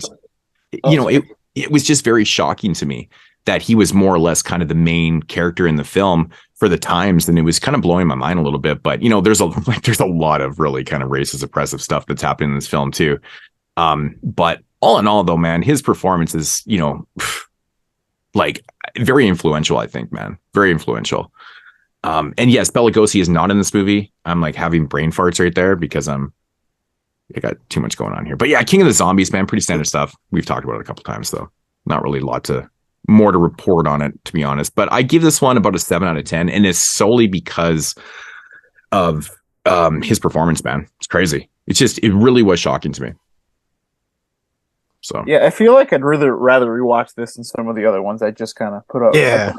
Talked about. It's definitely one of the movies, like I said, though, like where a single performance kind of made you forget about how standard the mad scientist angle for it was, and yeah, you know, it needs a Blu-ray. But like I said, though, like incorporating the idea of the dead actually rising, you know, with the fresh graves and doing that kind of angle and having the voodoo zombies and then him snapping out. Like, there's certain things in this movie that were happening that I'd never seen up to this point. Like in all of voodoo zombie movies, I'd never seen like people kind of snap out of being, you know, hypnotized and shit like that. That was kind of an interesting angle.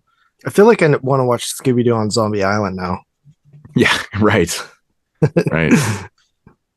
Yeah. So yeah, King of the Zombies, pretty enjoyable actually. It's kind of a, you know, kind of stands out a little bit for myself this year. So 7 out of 10 solely for the performance, but yeah. All right. Okay. Tyler. So we're getting to our first three-peat here. At my number 6, I have The Black Cat. And I think I'm a little bit higher than you guys are on this, just because for this, the last like maybe 10 minutes of this movie, when the mystery was like unfurling and everything was getting put to rest, I like legitimately was like so into it. I was like so tense for some reason. And there's not a movie that we watched that really matched that. That matched the same feeling. For whatever reason, it just hit me that way. I really like Black Cat stories. So that might have something to do with it. Like it's definitely like a story I gravitate to. My favorite one's probably Your Vice is a Locked Door. Locked Room. Yeah, or Locked Room. Oh man. And only I have the key. Only you, yeah. There's so many good ones, man. Like I love Fulci's version. I love the Masters of Horror with Jeffrey Combs episode of Black Cat. Like there's a lot of really good ones. This one is just done so differently. It's like straight comedy, but you know, there's some good parts. There's some decent atmosphere that's, you know, outside and shit like that. But you know, yeah, but you know, only could say so much about the Black Cat. But I have it a little higher because I thought the ending was really well done and it had me at the edge of my seat. So I'm gonna hold that one at 6.5 too. Nice. All right. I think this is another first appearance here. Number 6 is the another film made by George Wagner there, and that is Man-Made Monster, which is essentially a Frankenstein ripoff. But I actually think this is one of the more, even though it's a Frankenstein ripoff, I think this is one of the more like well-baked movies in the entire year, because it's like interesting and it actually has like even though it's a ripoff, it seems more unique than a lot of the stuff that we were getting here. Starring Lon Chaney Jr. Basically, this guy gets in an accident with these power lines, and he's the only person on this bus who didn't die.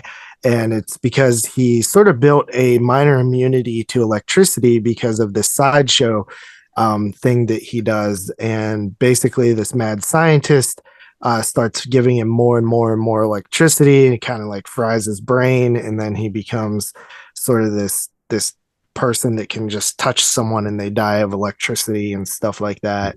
And then, you know, goes to the electric chair and shit. I think it's a pretty cool movie, honestly. I think it's a lot of fun.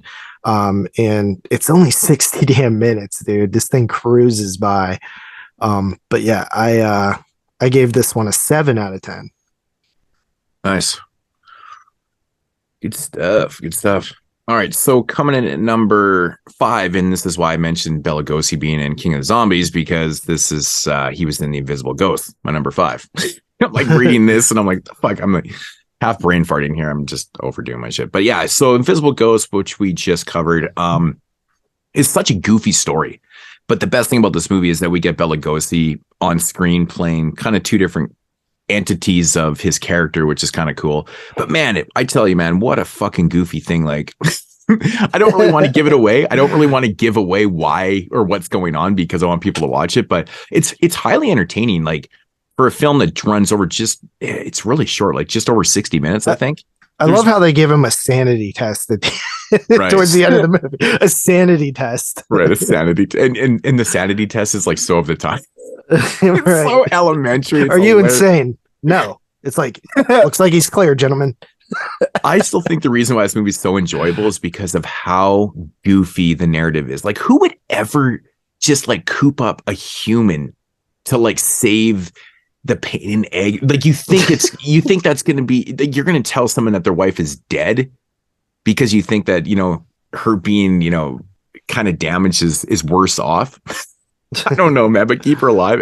It's just such a weird narrative, but it's a fun movie. It's a really fun one. And, it's good to see Bella, throughout a whole film in this one. So I'm going to give this one about a 7 out of 10. Same rating I gave it in my review and stuff. Just not really a whole lot to say about it, All right. We're up to another repeat, and that's going to be Man-Made Monster. I like this one a lot for a lot of the same reasons that you did.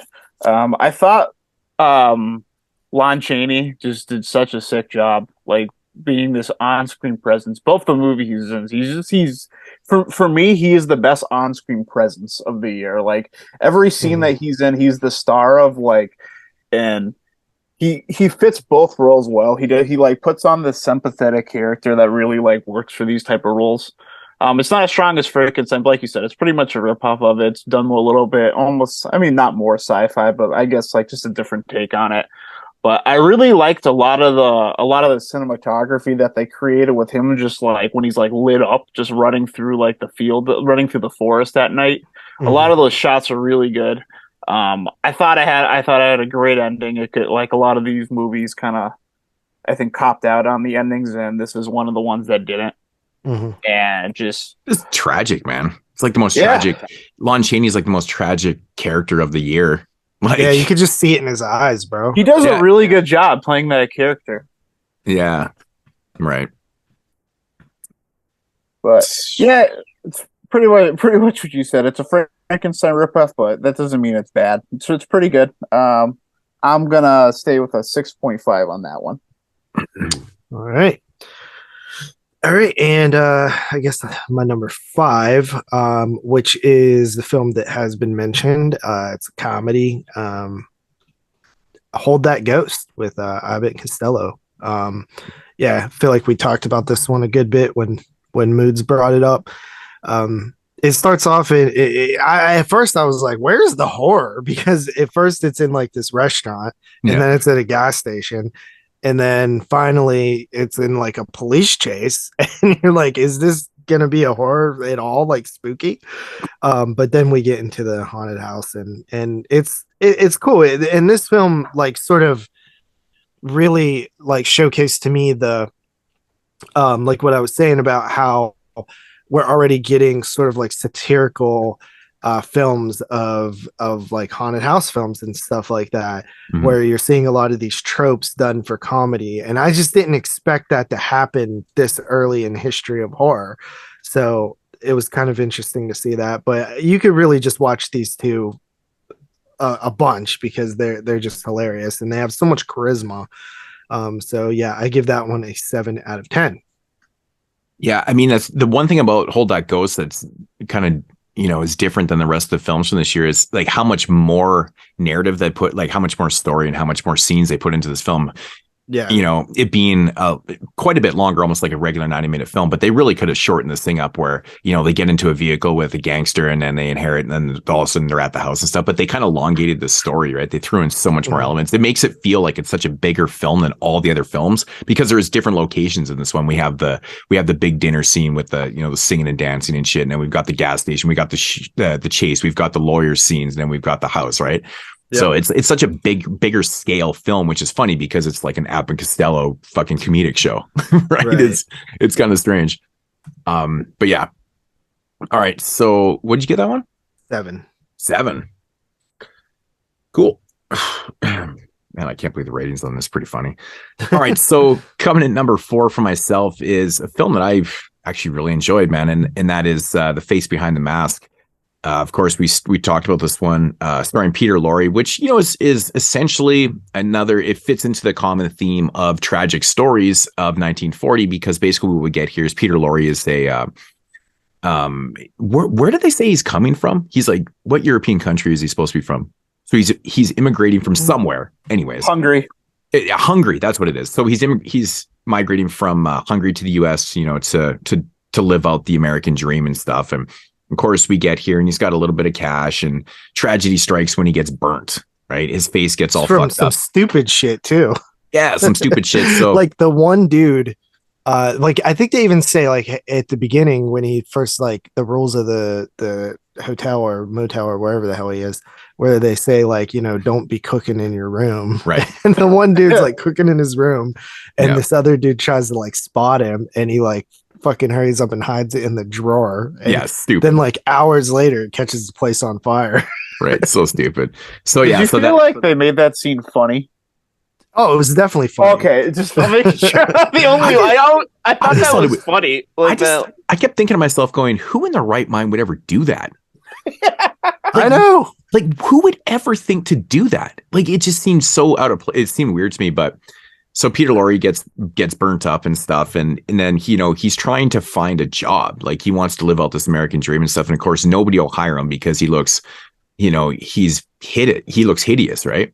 Which I think it's a fucking commentary on, how at the time when like immigration was a lot of people were coming in and stuff, and Americans, and like, just a lot of people were scared and they were pissed off that, these people were taking all their jobs and stuff like that. And I think it's kind of a commentary on that. I mean, when you look at it like, man behind the face behind the mask, because if you're not talking in society and you're like a white immigrant and stuff, like you could look American, right? You can go and get a job, blah, blah, blah and stuff. But the face behind the mask is, in contrast and metaphorical to, him being a foreigner. And this is the reason why he's not really getting the jobs. It has nothing to do with his face being, burnt up and stuff like that. But in this case, for this, it is.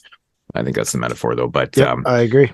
I totally think it is. But anyways, he can't get a job and stuff. And he ends up meeting this street criminal who's been doing he's making a living off of, doing these little small crimes and stuff like that. And he realizes very soon that, he can't get a job because his face is all fucked up.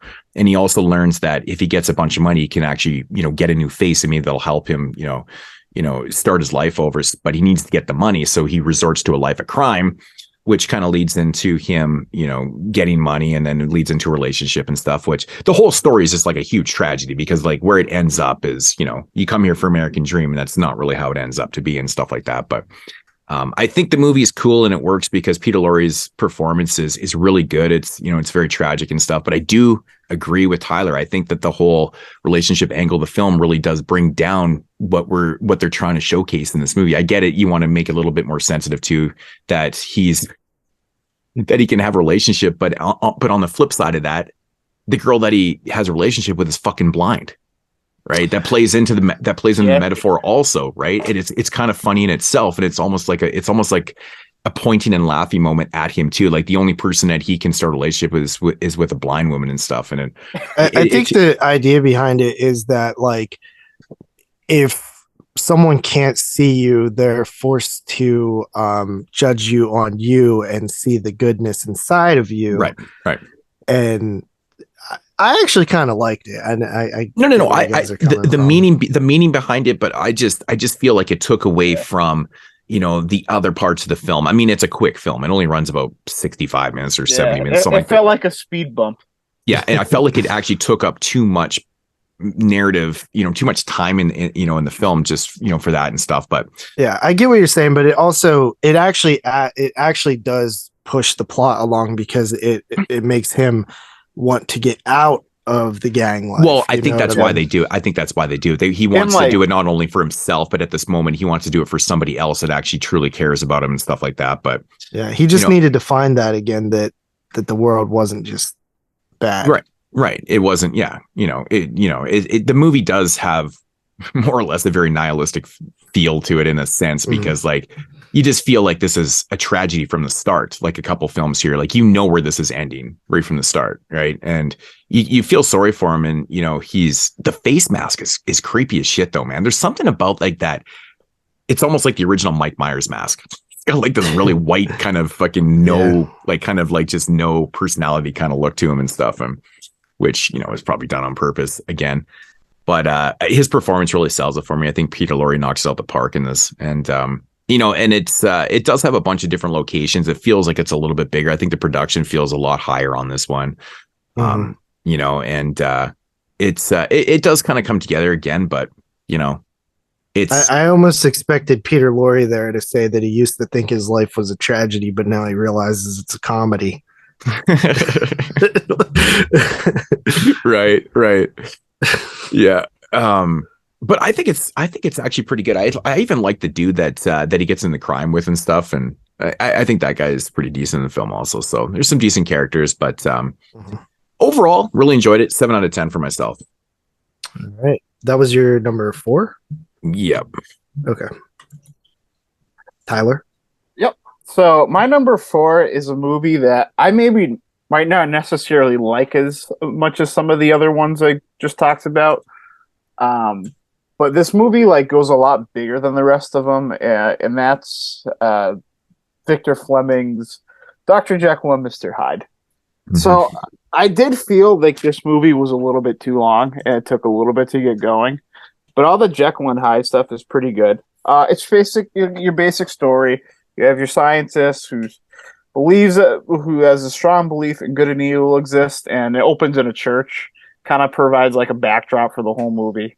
And the girl's father doesn't approve, and it seems like it's been an issue between the two, and he's not on board with all these experiments, and they get into this blowout at this party, and he really wants to push forward with this experiment, but his patient dies, he finds out, so his plan is screwed, and he feels like he's pushed against the wall, so he does it out himself. And then your Jekyll and Hyde story starts, where the dark side runs amok. Well, his experiment actually works too good. Yeah, really. Yeah. It's funny because it's not one of those mad scientist things where you're trying to do something and it goes wrong, and then you end up as a hideous creature or something like that. He's actually trying to bring out the evil because he's trying to prove that evil exists in everybody, but it almost works too fucking well. Yeah, sorry, it's not the desired result. No. And it feels like he can separate the two and keep them under control, but these things escalate. He really can't. But this movie is I can't knock how good the cinematography is and the sets are, how much better the acting is compared to a lot of movies in this. There's a lot of really big stars, and I was taken back by, and it kind of seemed like a break movie because Victor Fleming had just done Gone with the Wind in Wizard of Oz. Gone Without the Wind. I don't know what I'm saying, but yeah, he's coming off of 2 giant movies, so obviously he's got the talent and probably the studio behind him for something like this. Mm-hmm. And I think he does all the directorial stuff right, and I like how this movie really still keeps it dark. This is one of the darker movies from the year. Really? You think so? Really I actually totally I disagree with it, man, because if you watch I'm going to say 31 Jekyll and Hyde, that movie is it's more of a straight up horror film, right? And even though that the adaptation is a little bit different than the story and stuff, but this one right here is kind of funny because the love interest, she in the 31 version, I believe, is a prostitute, and in this one she's a barmaid.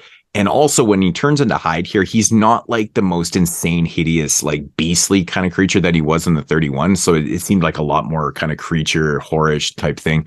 I feel like that one being a shorter film and also just having a little bit more different elements. They actually, they did it on purpose too. They made this one a little bit more friendly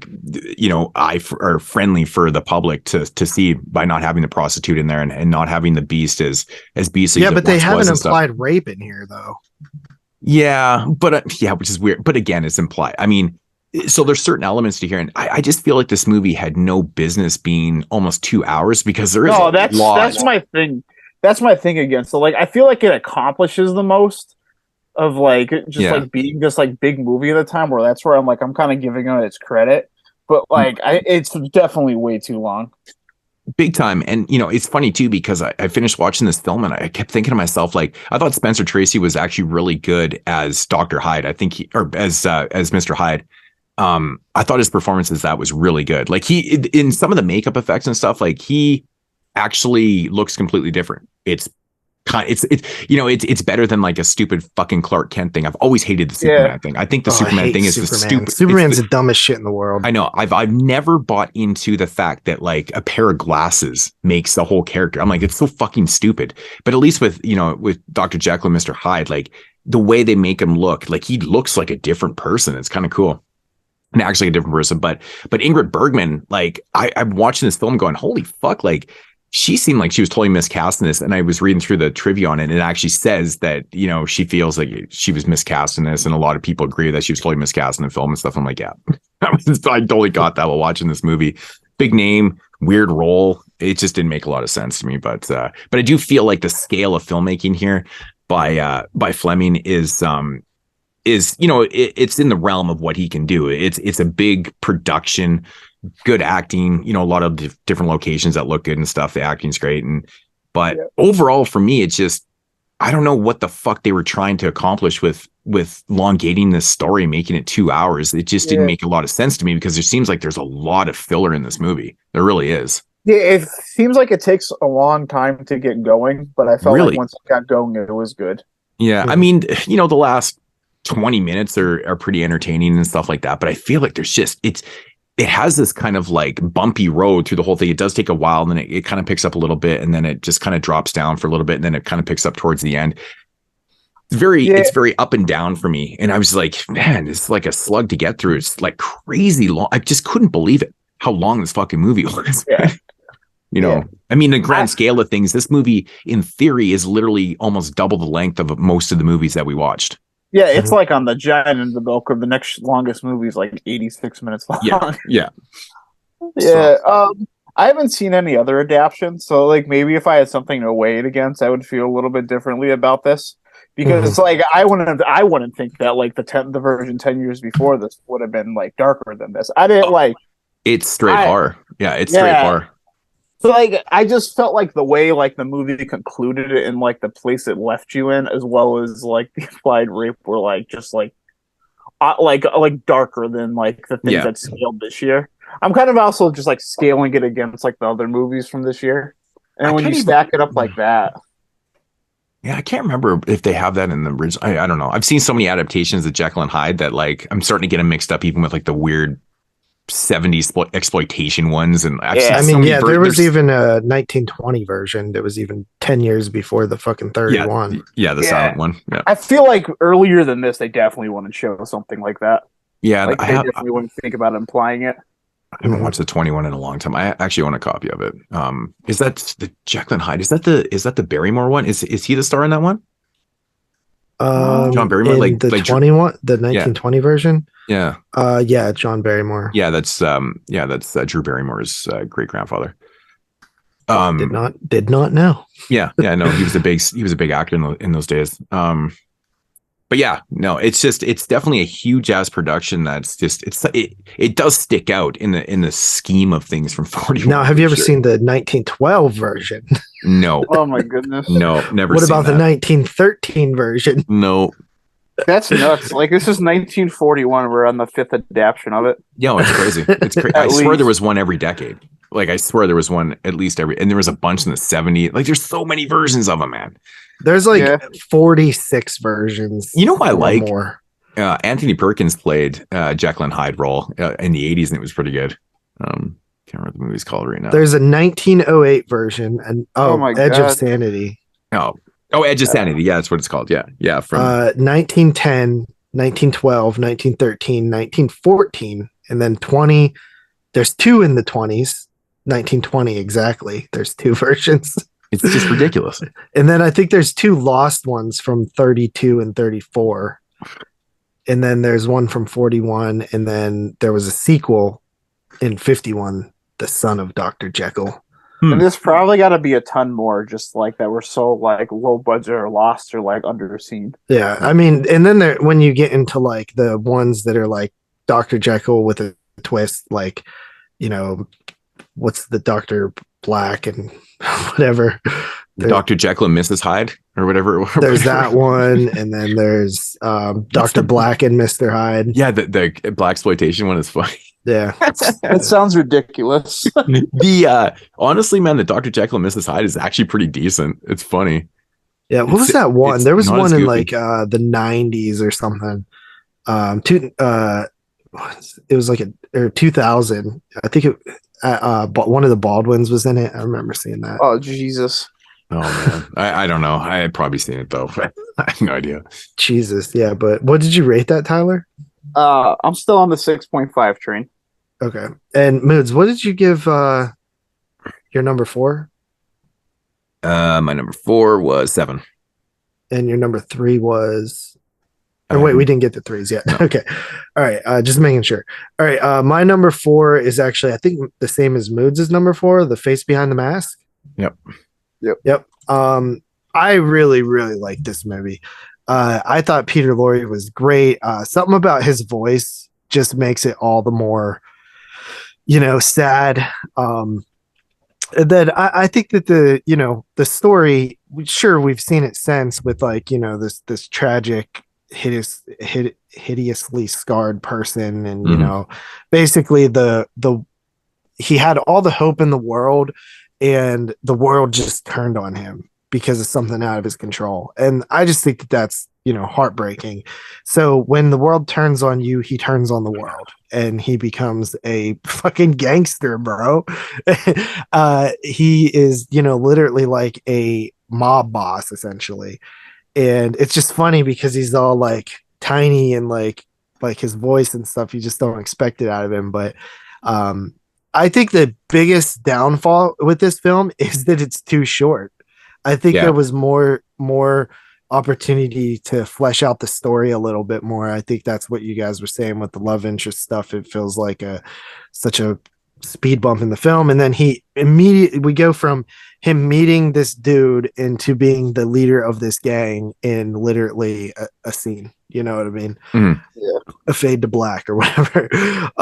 But yeah, it's I think it's a great movie though, and I think that the acting's fantastic, and I just thought that it was really, really good with the creepy mask and stuff like that. And I don't know, I think that this one had a lot going on in terms of like you mentioned, the immigrant subtext, and then like the whole what you have inside you is what should matter. And so I thought there was a lot going on that we weren't getting with other films at this time. Yeah. So it's a little bit heavier, on yeah, the commentary and stuff for sure. Yeah. It's just a lot deeper. There really isn't a lot of films. I don't think there's any other films from this year that have as much deep content than this one has, to be honest. Yeah. So I give that one a 7 out of 10. Right. Cool. I picked up the Blu-ray for I think it was Vive Vision released that one, or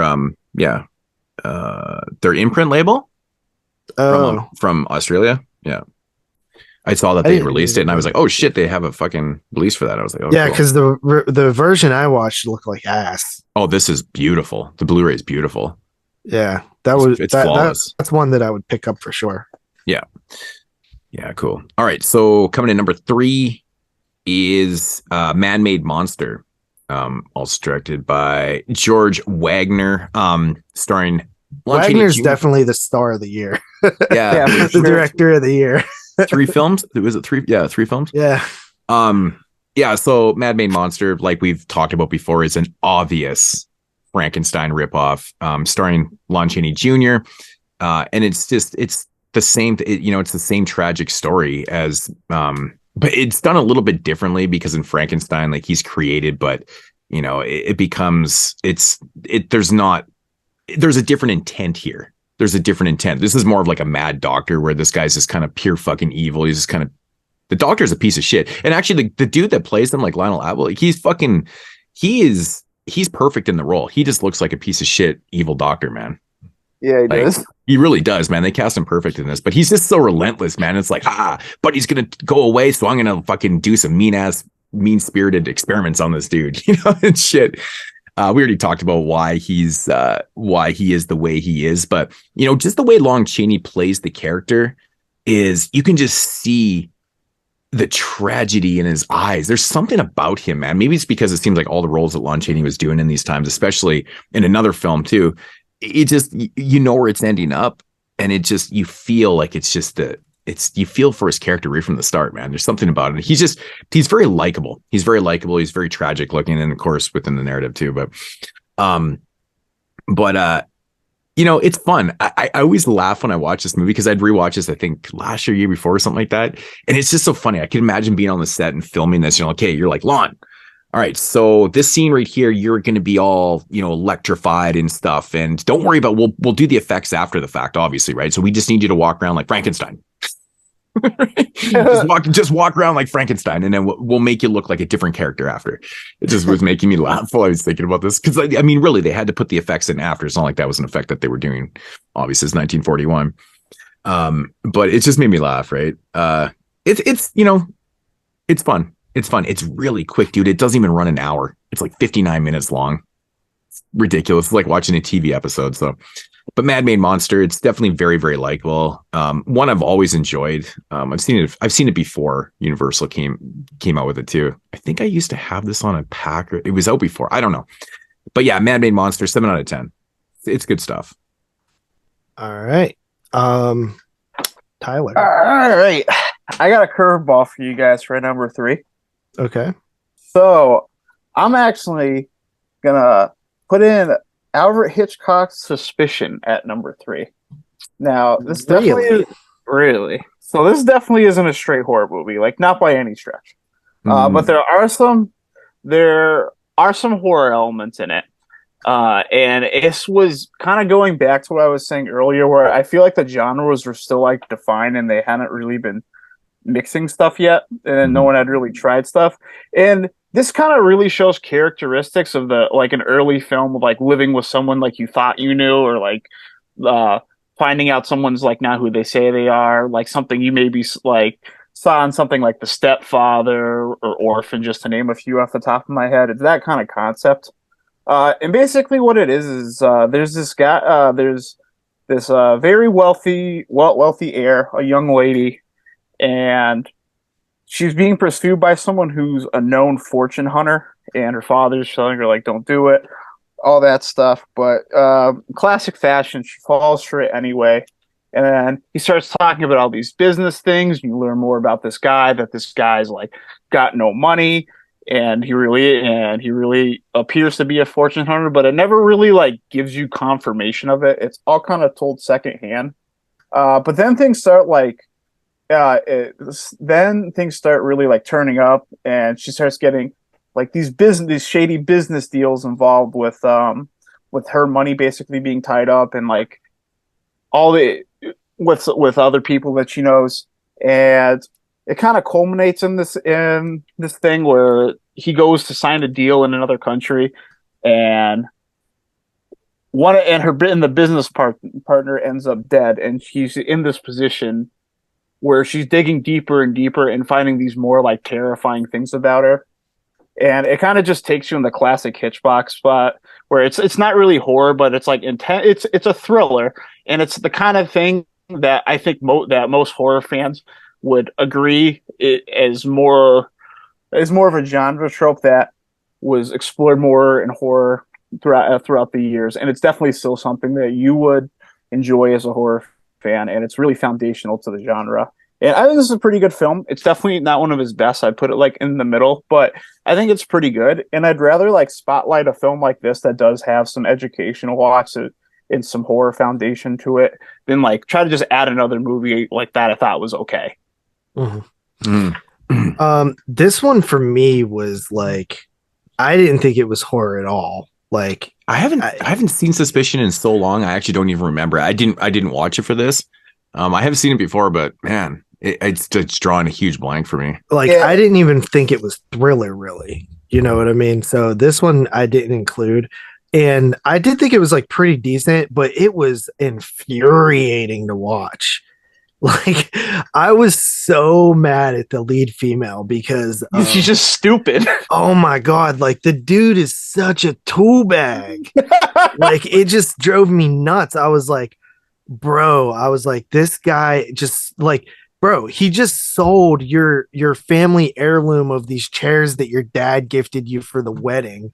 Like, bro, like, you know what I mean? And, I think that because of the because of the way the ending went, Tyler, that's where it moved out of thriller adjacent horror stuff for me into non because of the ending. It kind of was presented a little upbeat, but I think the ending is a little bit more arbitrary, and I still I almost just think that's just another red herring. Really? You think? Yeah, I think he's okay. That maybe could change some things because I took it. Yeah, it could go either way. I think it's open to interpretation because you figure if he's in this hole, he's not just going to quit now. Yeah. I mean, I get what you're saying, but it was a good movie. It's just I never met a more fucking asshole in my life. The dude was just sucked, man. He's just a shitty husband, bro. He just spends all their money on the fucking racetrack. This is Cary Grant, by the way, a frequent Hitchcock collaborator, and so add some star power to it. And in a year where there's more attractive options, I definitely wouldn't include it. But in this year, I felt it would be fine to include a movie I thought was pretty good than a movie that is making the list because there has to be a number 10. Right, I got you. All right, what did you rate that? This is going to be also a 6.5. Yeah, I was at a 7 out of 10 on that one. So had I included it, it would have made my list, but I did not. All right, my number 3 is a film that Tyler had mentioned, and that is Dr. Jekyll and Mr. Hyde. I think this is the only version, the classic version of Jekyll and Hyde that I've seen. So I've never seen the 31 version or the. It's so superior to this, man. I'm serious. It's so much better than this movie. I don't know. I mean, this was a first time watch for me, and I was just appalled at this. I was like, it's a good. I'm like, the production, everything about the movie is great, but I was like, this story is just killing me right now. I loved it. Yeah, maybe that's why we have a little bit different perspective. I think it is because I'm used to that was I think the very first version of Jekyll and Hyde that I ever saw that I can think of. A lot of these cult ones I saw later on, but I think the 31, I want to say, yeah, man, dude, it's so much better than this one. This one seems like fluff compared to the 31 one. I'll have to check that one out because I didn't think this. I thought this one actually was more darker than some of most of the films we got this year. Yeah, that's kind of how I scaled it. Yeah, I mean, there's a rape in this movie, which is. But I mean, is it horror? Is it exploitation? Yeah, I don't know. It's implied. I think I like even just the set. This one actually didn't fit. I didn't feel the runtime on this one like you guys did. Maybe it helped that this was the second film that I watched, so I didn't watch a bunch of 60-minute movies in a row. So I wasn't used to that fact that there's all these short movies, so maybe that factored in because but I like the opening conversations about,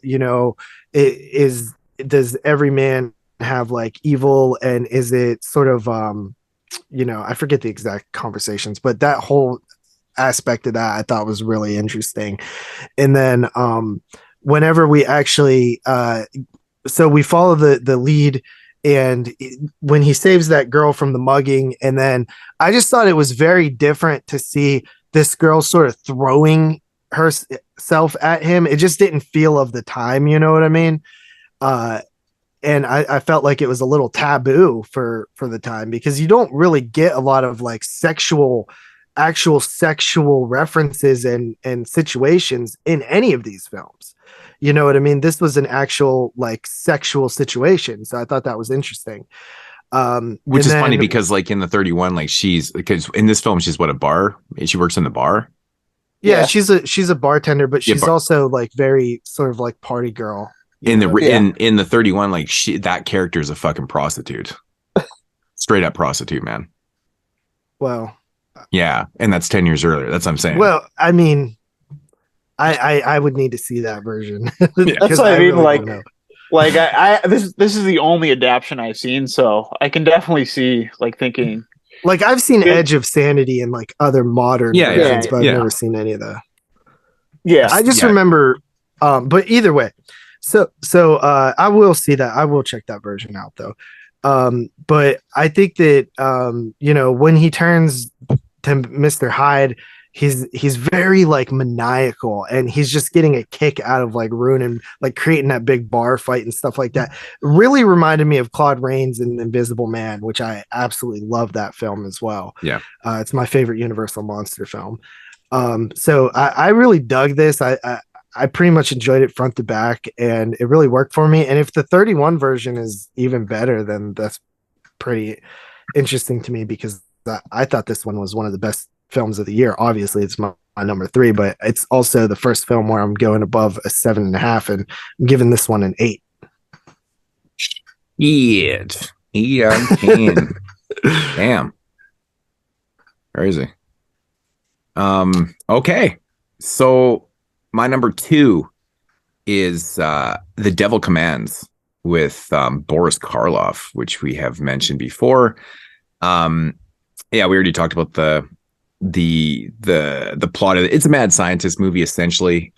It's not meant to be mean-spirited. It kind of ends up being, it kind of goes very disastrous for him, which ends up being kind of a tragic story in itself, because he's trying to do good, he's trying to further science, and he's trying to answer the questions. Can we communicate with the dead after and stuff? And I mean, Karloff really does steal a show. He's so damn good. I think people forget like how good of an actor he is, because a lot of people associate Karloff with Frankenstein. Of course, doesn't have any lines and stuff, but man, he's really good in his non-monster roles and stuff. Such a good screen presence. But man, the thing about Karloff that is really cool. Did you guys watch the documentary? I think that came out, was it last year? You know what? I never did get to that documentary. Well, man, I knew a lot about Karloff, but man, I learned some interesting things about Karloff, man, like about his involvement in, like the unions for, actors. And he was the start of that, the reason why actors ended up getting paid the way they were, because of Karloff and shit. And, he's got he's not just, historically known for, being all these monster movies and in the horror genre and stuff, but he's so much more than that. But there's actually a point in his career where he ended up in Kamloops, which is like just a couple hours away from where I live, and went to school there and stuff like that. And I was like, this is fucking insane to me. I had no idea. Like, it's just blowing my fucking mind. Like, I'm there all the time. And I'm like, this is crazy. But yeah, anyways, Karloff completely steals the show in this one. I love the angle of defrauding the medium in this, man. It's like one of my favorite elements to the film, because it reminds me of that bullshit back in the day with like Miss fucking Cleo and shit. And like, they were doing this in the 40s. They were debunking Tom and now. Yeah, these stupid fucking mediums. I love that shit. And then I love the fact that like she becomes like the main test subject and shit. But one thing about this movie that kills me, man, is like, as it progresses, like it looks so comical with all these people like in these almost like these pod things and stuff. It's like it's just getting worse and worse, and there's no going back in this, in these experiments and stuff like that, right? He's got like 8 people now. All these pods and shit. It's just crazy to me, man. It's pretty diabolic at times, but again, it's not meant to be diabolic. It just ends up being on to other people very diabolic and stuff. But Karloff is awesome. It's an interesting story. I mean, I guess for the times in 41 and stuff, we've seen a million movies like this, but yeah, it's decent. It's just, it goes down in flames, man. It really does. So The Devil Commands, 7 out of 10. Karloff, godly. I really want to see that movie Targets that he's in the late 60s. I never saw it for 68. I couldn't find a copy. Made my top 10 of 68. That movie sounds so good. I want to see that movie so bad. So I actually had Targets was supposed to be getting re-released released or whatever by, I think it was Second Spin, or someone announced a nice Blu-ray version of it, but then it got canceled. So I'd actually pre-ordered that and I got canceled. So that shit was I think it was supposed to come out this past summer, but it never did. So I don't know when we're going to see another version of that, because I know the DVD's out and I really want to fucking see it. Yeah, you can rent it on Amazon, but like, I don't know. I'm usually really patient for stuff, but this movie has been like so high on my watch list for like years. Yeah. All right, Tyler, number 2. What did you rate that, Moodz? I gave that also a 7 out of 10. All right. So my number 2 is a film that's been talked before, and it's actually Abbott and Costello's Hold That Ghost. Wow. Yeah, nice. I thought this was pretty funny, and like one thing that really like separates Costello, I think, from like a lot of the people from the era, because it's like comedy from this era is so hit and miss with me sometimes, and I kind of avoided these guys so long because I thought they're going to be so over the top goofy, but like Costello has a way of like being really goofy, but not being like so over the top. He's just so quick with it, and he just rattles it off, like you guys were saying. And I think that really benefits this movie because it doesn't devolve into just being like the stupid like slapstick-a-thon. It ends up still just being like a good movie with comedy.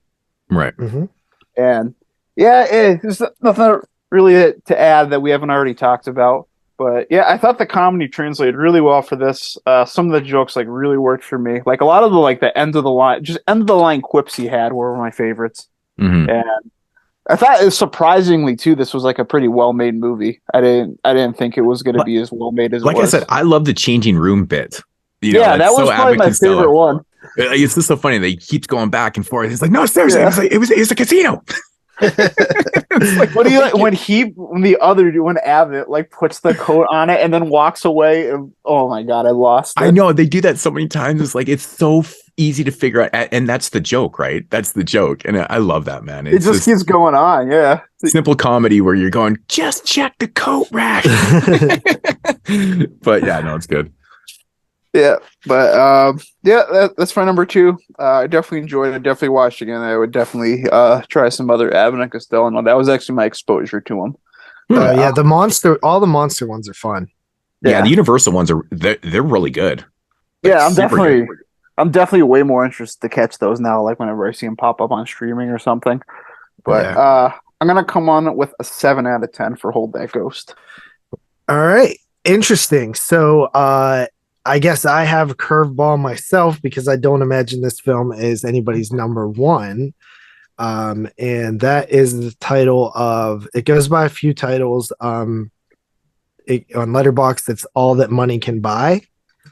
But it also goes under the title The Devil and Daniel Webster, which did either of you guys watch this? No, I didn't think it was going to be hard at all, so I was like, "Fuck it, whatever." So, what is the title that you're using? Damn, I would have watched this. Probably The Devil and Daniel Webster seems to be the title that it mostly goes by. But yeah, I'm surprised because this is a Criterion title. Yeah, it's on the collection too. Like I could have just watched it. I have that. Yeah. Knowing you're a big Criterion fan, but I think that it was DVD release. I don't think it ever. Yeah, it was just released on DVD. Yeah, it's just streaming on the. I just thought it was like a straight up like. Yeah, I just didn't think it had any kind of elements. Like I couldn't find anything on it that was horror related. This is actually a title that I think should have been in the horror set. I mean, it's not as horror as something like, Man-Made Monster, but it's definitely should. I really think it should have been at least as like one of those, how they have like all the on IMDb, how they have like 4 different things. Like horror should be in there somewhere. But it basically follows. It's set in 1840, and it follows a poor farmer who's like very kind-hearted, and he lives with his mom and his wife, and they're completely like down on their luck. They're got to sell their like animals and stuff like that. They just don't have any money. Like they're literally just about to be poor as shit. And he goes into a barn and he's like, I'd sell my soul to the devil for 2 cents at this point. And then literally a devil appears, named by his name's Mr. Scratch in the movie, and this guy's awesome who plays the devil, and he offers offers him 7 years of good fortune and luck and prosperity in exchange for his soul. So he basically makes a deal with the devil, and then I would say that's where the horror aspect comes in. And then we have the rest of the film where he is super successful. Everybody loves him in town. He ends up having a son, and it goes through the 7 years. You know what I mean? And eventually it's time to pay that debt. And then we have some like ghosts and stuff in there towards the end, which I think also make it go into the horror territory. But it's more horror in the sense of like a dark Twilight Zone episode. But I think that out of all the films that are here, I mean it's more scary than Spooks Run Wild. You know what I mean? Yeah. So I think that it would probably definitely fit in it definitely is way more horror than Suspicion that Tyler had, but I think it's even more horror than some of the titles that we've had, the more comedic ones. But it is more drama than anything. But the A Deal with the Devil is still kind of scary, and like I said, there's actually ghosts in the movie that are at the end of the film. But I think that it's a classic tale of selling your soul to the devil and how that all usually ends up. And I think that the guy who plays the devil is pretty awesome as well. But he even like brings in this like maid who it's sort of hinted at that he might be having a love affair with and stuff like that and all this stuff. But I think it's a really good movie. I really enjoyed it. And I gave that one an 8 out of 10. Yeah, it's dubbed as a drama fantasy romance. Which there's barely much romance in it. So, so I mean, drama fantasy. I mean, I guess in a sense that probably the way you described it makes sense, I guess. But like if it would have just had the just the deal with the devil at the beginning and nothing else, I would say that maybe not fitting in the territory. But because there's it gets like really supernatural at the end, and it's actually kind of a little bit scary when he realizes that he's about to die and he has until midnight to figure shit out and stuff like that. I think that's where it sort of gets more into I think that's where it sort of crosses that threshold. Would you rate it? I gave it an 8 out of 10. 8 out of 10. All right, cool. Yeah. Just before we move on from this, what I wanted to kind of like interject earlier was the guy you're talking about that plays the devil. That's Walter Huston, who's John Huston's father. That's the guy that made like the Maltese Falcon, Treasure of Sierra Madre, a hugely influential director, and he was actually the first person to win an Oscar being directed by their son in 1948. For Treasure of the Sierra Madre, which is actually cool. I love that movie. That's my favorite Humphrey Bogart movie. Interesting. Okay, so number one, and I think we probably have a mutual agreement on this one. Do we just want to announce what our number one is all around? So it's pretty obvious what everyone's number one is here. The Monster and the Girl. The Monster and the Girl, which it never showed up on anyone's list. Of course, the third time George Wagner appears here, and the Wolfman. I think we're all in agreement. That's everyone's number one, unless someone's throwing some crazy, crazy curveball where someone didn't even have it in their top 10. That would have been fucking bizarre. So the Wolfman is a film that I'm pretty sure everyone has fucking seen. We got Claude Rains in this one. We got Lon Chaney Jr. We got a very, very heavily miscasted Bela Lugosi in this film. And I've always said that. I've always said I have no fucking idea what Universal was thinking. Maybe it was part of his contract or something. I have no idea. But don't you think that they just like said they were on some like straight fuck you Bela Lugosi shit at this time?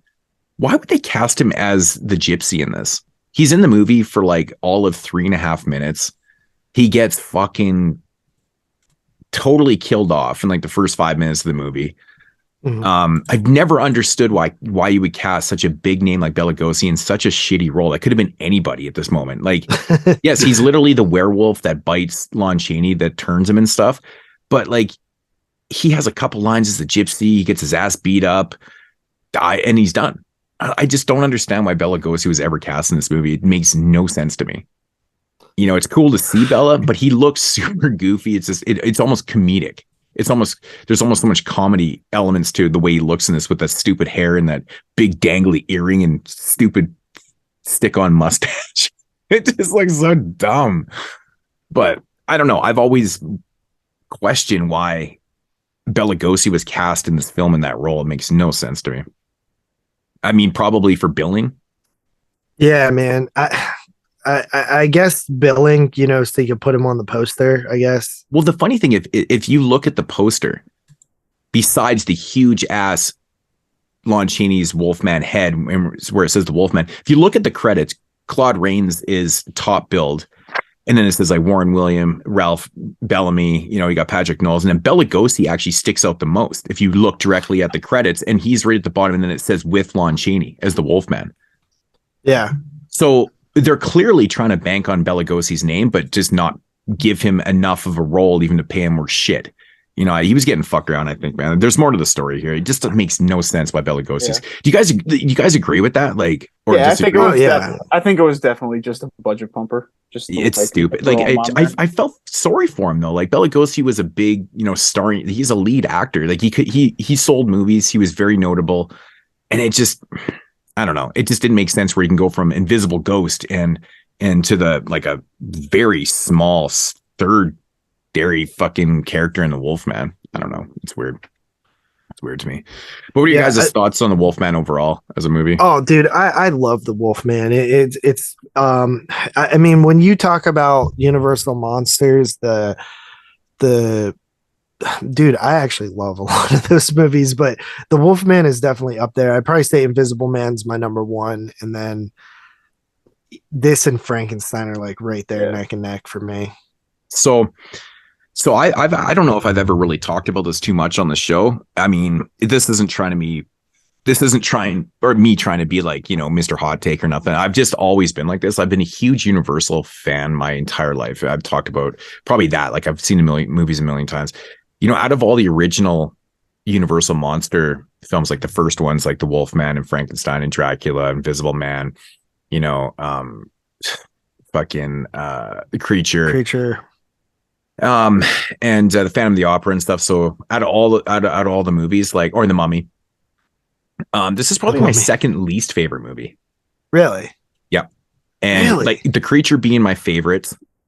Then I go into. I thought Frankenstein would have been. No, it's Creature then Frankenstein. And personally, I love the original Mummy movie. The sequels are all the same movie, but I really like the original Mummy movie a lot because I love the aesthetic of it. It just captures that Aztec thing very well. The Invisible Man, Egyptian, yeah. The Invisible Man is fantastic. I like the American Dracula.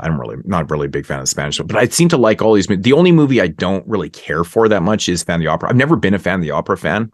Even from Lon Chaney, like the silent film and stuff. Like, I respect those movies, but I've never really been overly a huge fan of the narrative, like the story. I actually think I like the Robert Englund one like the best, dude. And I'm not even joking. Which is funny. I'm not That's joking. Been sitting on my show for years. I actually like it better too, and I know it's such a weird thing, but I like those kind of like later interpretations of the story, and like it's weird, but like I've never really big fan of the Phantom of the Opera movies, but yeah, this one comes above that. Like I really like the Wolfman. I've just always had a little bit of issues with it. I just feel like it's a little bit slow for the taking. Like, it takes about a half an hour to really get kind of going, and then but the thing about the Wolfman that's really cool is the sets, atmosphere, dude. This one has the best. I think this might have the best atmosphere of the Universal monster films. Dude, it really does. It's again, it's the super tragic story, but like, and Lon Chaney is cast perfectly in this. He plays the character really, really well.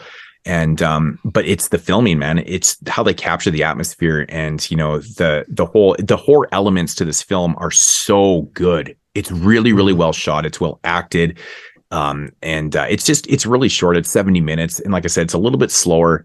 And then it kind of picks up and stuff, but the pacing's not overly the greatest in this. I feel like rewatching this film, the first 30 minutes, it takes a little bit to get going and stuff. And I always thought this is one thing about the Wolfman I've always thought that was kind of corny a little bit, is the fact that Lon Chaney, who plays Talbot, who has this like walking stick made out of silver that actually is like a wolf. Mm-hmm. Yeah, they talk a lot about fucking werewolves before any werewolf shit happens. Everybody in this area knows about fucking werewolves. But it's just the simple fact that the way they do the narrative, it's so I don't know, like, it's just not coincident. What's the word I'm looking for? destiny. No, I mean the fact that like this girl's being attacked and like he goes over and kills what he thinks is a wolf, but with his silver fucking handled contrived. Yeah, like dude, I'm having brain farts right now like a motherfucker, man. What's the word I'm looking for when it's just like so obvious? Contrived. Not coincidental. Dude, I'm just having complete brain farts right now. I know. I feel like I know what word you're looking for. Yeah, you know what word I'm looking for, man. Like it's another word for like obvious in the film. Anyways, it'll come to me, man. I'm literally, I have like the worst headache right now, so I'm having like brain farts. I don't know. Dude, I've had a headache all day, bro. Yeah, all morning. I know. That's why I've been having such brain farts, man. I don't Convenient. know. Convenient. That's the word I'm looking for. Jesus, I'm having a hard time with words right now. We act like we haven't done 238 episodes. Yeah, man. Convenient is the word I'm looking for. So just the convenience of Talbot walking around with this cane that actually happens to be made out of silver, and used as a weapon to kill. And then that's pretty much what they even talk about in the film too. Like you can be killed by a silver bullet or a silver handled fucking walking stick. Just like that's very convenient. The silver thing. Yeah, so it's silver. So, but yeah, like I said though, it's a great movie. It captures the horror elements probably better than any film the whole year. But all in all, it's a good film. I mean, of the times, the effects were probably pretty cool. It's just it's just time lapsing. It's just a time lapsing thing. Yeah, I love it.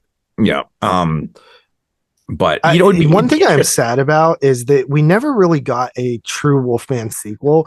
Like all the other films with Wolfman in it also have the other monsters like Frankenstein and shit. Mm-hmm. So it's kind of unfortunate because I would have actually liked to see a true just like Wolfman follow up, like we got with like Frankenstein and Dracula and Creature and Invisible Man. So how would you do a direct sequel to The Wolfman? Well, I don't know if it would follow directly, but just another Wolfman story. Yeah, you could make something up that doesn't. I mean, you couldn't really do a direct follow up to this. I mean, I guess you could in a sense, but Son of Wolfman. Yeah, that's things like the obvious way they go. Like, I got to find out what happened to my father. Yeah, right. Yeah, but yeah, I think that the Wolfman is.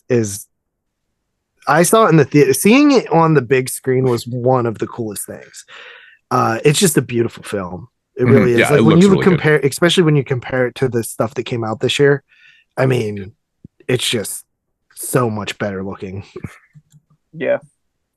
Yeah, like it's just crazy to me. Like this is the fourth film that Bela Lugosi was in this year. Well, even on my list, he might have been in more. I'm not sure. But like one of those movies, he has a starring role, and it's fucking Bela Lugosi. Yeah. Like this one is just, it still blows my mind that he was in there, but it makes sense from a billing perspective. But it is very convenient writing. But I just think that the story of the Wolfman could be a little bit better, to be honest. Like, I mean, I know none of the narratives in these movies are like that complex and stuff, but it is very convenient. There's that word. But yeah, I'm kind of with you. It's still it's really good. It's good for a watch. Like it's visually amazing. Haters. It's aesthetically awesome. Like it really does. Like I was blown away watching it. I couldn't believe how good the Blu-ray looked, man. I got the damn 4K, bro. Yeah, I watched it on 4K. Oh man, I'm also crazy because like I know a lot of people always say, "Oh, black and white films don't look good on Blu-ray." I think I like them a lot on 4K. I think they're not as like impressive, but the blacks look really good and stuff like that. Yeah. But man, I tell you, like that the fog in this, like the smoke, it looks so good. It's really, really good, really clear. Really good stuff. If we ever did the Universal Monsters, like I know we did some Universal titles, but if we ever did the Universal Monsters, you think it would be best to just do them in order they came out instead of like doing like all the Wolfmans? Because how would you do Wolfman? Is it like part of the Frankenstein franchise? You know what I mean? Mm-hmm. I think just the order. Yeah, I think you do like volumes. Like volume 1 would be like Dracula, fucking Spanish Dracula, and something else or some shit. Yeah. I mean, we could put the shows. I mean, you could do the franchises. I mean, there's what? It's just hard because like, where do you put? Yeah, some, like a couple of the crossovers. Like House of Frankenstein, is that a Dracula film? Yeah, I know. There's like 3 or 4 kind of total crossover films, right? Yeah. So I almost feel like it's cooler to just hear it in chronological order. Yeah, chronological order. Yeah, I think it probably would be fun to do it that way. Yeah. So I'm pretty sure, like, actually, I'm gonna go check this out right now. Hold on. I've actually reviewed all those films before. Oh, okay, here we go. So this is the thought. I just wanted to clarify, or not clarify, but just make sure it was kind of factual. But I remember reading back in the day that I think they even talk about it, maybe it's not in the documentary. I don't know, how Boris Karloff was actually supposed to get the lead in this film. Interesting. Yeah. But it then ended up going to Lon Chaney. And I also know that Bela Lugosi was, it even says in here too, was actively campaigning for the lead role in this film too. I think it was actually against Karloff, because I think they might have been kind of feuding at the time, because there was like they did all those films and they started like kind of feuding because they started battling over lead roles and shit. So Bela Lugosi was going out of his way when I think that he heard that Karloff was going to get the leading role. So he started campaigning literally, and then ended up getting this. I think that was maybe pissed off Universal that he was campaigning for the lead role, and that maybe that's why I ended up in that small supporting role and they kill him off in the first 5 minutes. Honestly, I just think he's the weakest actor out of all of them.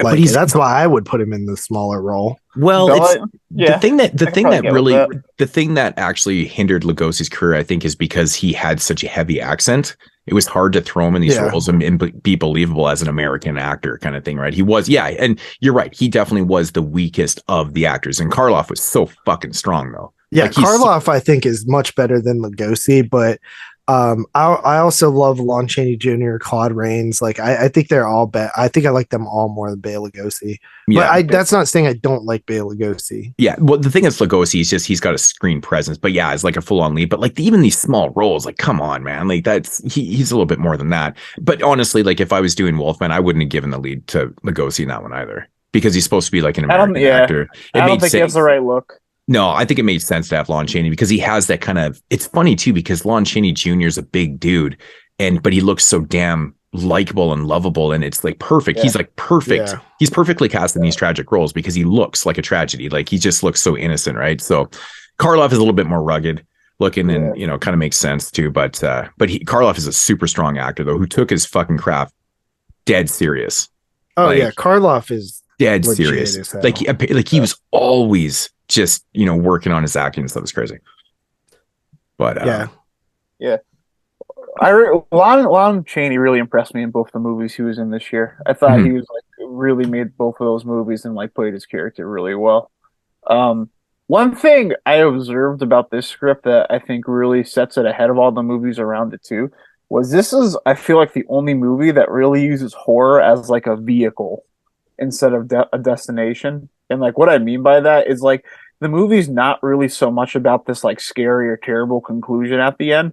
It's more about like Lon Chaney's like journey and trying to understand what's happening to him when he's like going to the psychic. He's like freaking out. Like, there's the investigation like closing out. I was like, whoa, we found you where this guy was murdered yesterday. It's like, it's more of like this, like the metamorphosis. And then like that scene where he's like looking at his legs and they're changing and he's all hairy. It's like the horror more comes from that than it does like this is what happens. Yeah, it's like a character study of someone that's trying to deal with the it's just he's dealing with what he knows the outcome is going to be, right? It's a Shakespearean tragic story. Like, so he's trying to deal with it, and like he knows what he is and shit like that. Like there's those scenes where he's like, oh, like I think he was bitten by a wolf. Oh, really? Blah blah blah. It's so hard, but like, deep down that he has to be eliminated for this to stop. Right. So it's a Shakespearean tragedy, and he's just trying to deal with the outcome, because like, it's like somebody, like if you're going to die, you just kind of deal with it in your own way. Right. Kind of thing. Right. It's like probably having like terminal cancer. It's like, well, shit, man, I'm do this and that and stuff. Right. It's kind of like the same thing. Like he knows for this to stop, because there's no cure, he has to be eliminated. So it's a sad story, but it's really a character study of someone trying to understand their destiny is death very, very soon. So the ending is like you said too, it's very tragic. It's not like it's so much scary, but it's like somber and like almost like eerie and like sad. I really like that. That was a good way to leave it. And poetic. Yeah. It's very poetic. So yep. The same thing that made him a hero was the same thing that ended him too. Kind of thing. So Yeah, but yeah, I don't know. The Wolfman. So JB, you have it like rated, like, as one of your favorite Universal. What about you, Tyler? Where does it go? I mean, I think it's pretty good. I actually like it more than Dracula. That's kind of might be a hot take, but my top. I like it way more. Dracula's like my least favorite. A lot of people do. A lot of people yeah. Yeah, Dracula's kind of a little bit lower for me also, as I like probably The Invisible Man and Creature and Frankenstein and The Mummy, probably more than that one. So yeah, it's one of the bottom ones for me. Invisible Man and Frankenstein are definitely my top two. I could probably like give you a different answer every day, but it kind of like what's in the movie. I think Frankenstein's the better, more like lasting movie, and it's like way more daring than like any of the other ones. But the comedy in Invisible Man just translates so well. Like even now, the Frankenstein like all the movies, like the sequels and shit, man, that's a really solid franchise. There's a lot of really good sequels. Oh yeah, I like the Frankenstein sequels a lot. Yeah, it's definitely probably the most solid thing. Like, I mean, the problem is with the Mummy franchise is that like they just kept remaking the first movie, but not as good. I actually don't really care for the Mummy films. I love the first one. I love the first movie, but then you don't really have to watch the other like three or whatever. It's like, it's okay. It's like, Mummy's my least favorite Universal monster. I just love mummies in general. Like, they don't make a lot of mummy movies. Like, they did the Universal ones, they did the Hammer mummy movies and stuff. But if you look at like the grand scheme of things in the horror realm of films, like there isn't a ton of mummy movies out there. That's why I just picked up that Aztec mummy collection, because I was like, there just isn't enough mummy movies. Even if these suck, I still want to see them. Yeah. It's like an underutilized, obvious thing. It's so strange. It feels like those are like really hard to do well. Actually, I do like the Brendan Fraser ones. I haven't seen those. I saw the first one and I hated it. But I never saw sequels. Rewatch it now. You might enjoy it, bro. They're actually fun. The thing about like mummies is like when you're doing something like a transformation character like Frankenstein is like you can make it more about that character and you can sympathize with that character and just like build a narrative around it. Like it's kind of hard to do that with a mummy. It's very hard to like develop. It's almost like they're like almost always just like a threat, as in like opposed to like a sympathetic character. You'd have to make it around like somebody like discovering the mummy, and it's kind of hard to just put a mummy somewhere in the first place too. Yeah, and the funny thing about the mummy, like a mummy character too, is like it's probably one of the cheaper effects to do on somebody. Just wrap them in toilet paper. Like fucking simple. Like, come on, man. Go get yourself some 3-ply and then you got yourself a mummy. It's good. So what do you guys rate the Wolfman? Oh, it's actually my go. I have it as 8 out of 10. Tyler? I was gonna come in at 7.5, but I think this movie stands out enough, like clearly from its contemporaries, that I'm gonna come up to an 8. JP? Yeah, for me, I think that it's pretty damn awesome. I'm definitely higher than you guys. I give it a 9. I already had it written down for you. 9? Yeah. 9. Yeah. I knew exactly. Well, so that is actually the highest. It's, this is a weird year, man, because like, so I came in the lowest to start and the lowest to, well, I guess me and Tyler had 8s, but yeah, like my films range between a 5 and an 8. Crazy. So I think I had the most high films. I had a 9, 2 8s, and 3 7s. 3 7s. So how does this work? I had 2 unique films on mine. I had Spooks Run Wild and King of the Zombies. No, Tyler had King of the Zombies. Oh, yeah, King of the Zombies. Oh, yeah, totally. Right. So I just had Spooks Run Wild so we all had 1. I had Suspicion and I had The Smiling Ghost. Those are the 2 oddities I had. Oh, yeah, you did have a Smiling Ghost. So you had 2. JP had 1. Yeah, The Devil and Daniel Webster. Yeah. And then I just had 1 with Spooks Run Wild. Yeah. Yep. So that's all the unique films to that. So yeah, it's pretty much where I expected to. What we had?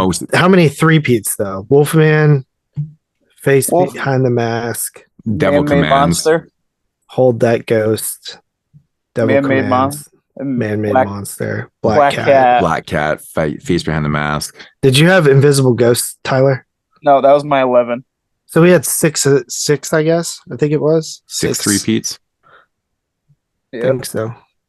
It's actually less than I thought. I literally thought we were going to have 8 or 9 three-peats. Yeah, interesting. Wow, I wish I would have seen the movie you saw. That movie seems great. I'm gonna watch that. I think I'm gonna watch that anyway.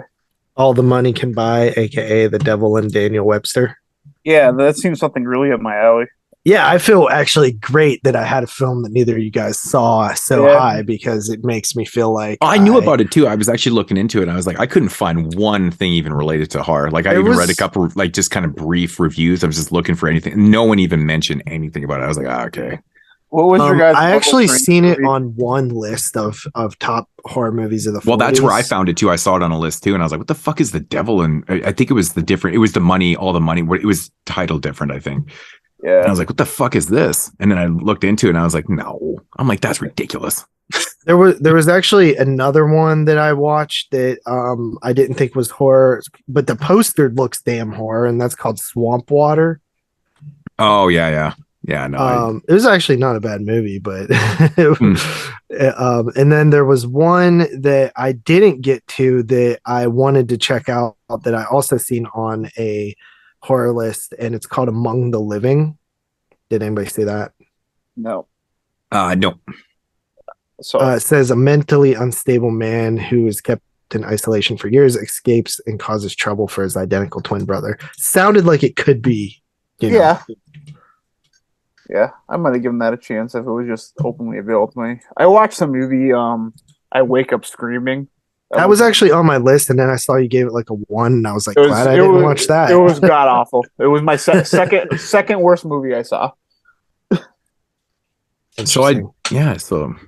it was terrible.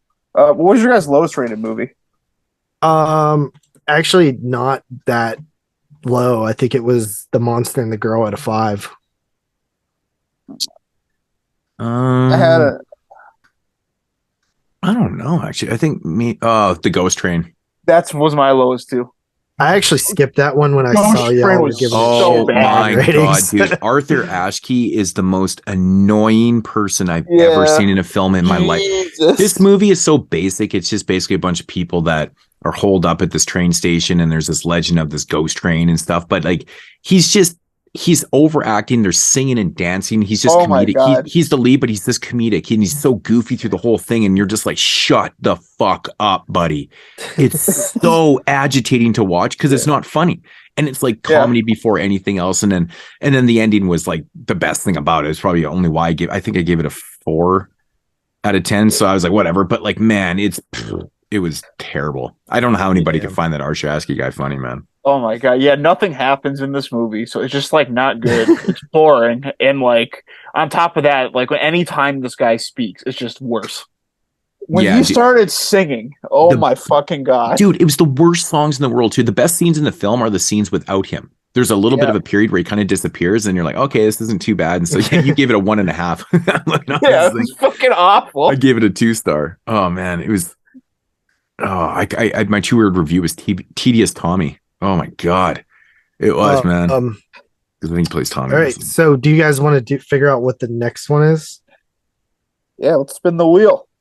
So, all right, for the listeners, this is not the next top 10 we're doing. This is just the next one that will be eligible to be put in the randomizer, because as you guys know, we take our regular retro years, which is the 69 to like 2012. And we do a random year, basically. We did adjust the rules going forward, which we'll explain on the 80 show. But we also throw one really old year in there as well, basically 1967 all the way down to 1930. And the next, so it took years to get 41. So we'll see if that happens. It'll actually have a better chance of getting picked because of the fact that we're not putting as many years in going forward. And obviously as you do them, it gets less. But anyway, I'll stop talking now and hit the button. Anybody hoping for any particular era? 55. 50s would be the. Actually, no. 60s. Okay. Well, 60s would be better. I just know 55 has 2 bangers in it. I do love the 50s, man. I'm a big fan of the sci-fi horror stuff. So yeah, actually, it has 3. There's 3 really good movies that you could call a horror movie in 55. Actually, the funny thing is the 50s, as you go on, get like insane. Like I think I looked at like 58 and there was like 70 some horror films. Yeah. No, there's a lot in the late 50s, man. That atomic age stuff is like, there's a lot of them. Okay, so hitting the randomizer now. So what years do we have all in this anyways? So we have 30 through 40. And then 42 through 67. Yeah. Okay. Yep. All right, hitting randomize. And we got 1936. Oof. So a 30s. 1930. Second was 64 and third was 48. Let's see what we got. It's about the same. It looks like we'll have about this, maybe the same amount of horror films to watch. The Invisible Ray. Dracula's Daughter. The Walking Dead. The Devil Doll. The Invisible Ray. Revolt of the Zombies. The Demon Barber of Fleet Street, which I think is like a Sweeney Todd one. Yeah, it is. The Man Who Lived Again. The Cobweb Hotel. And then are these films even films? The fact, because like you got to be careful on this one's 12 minutes, so that's there's lots short. of fucking.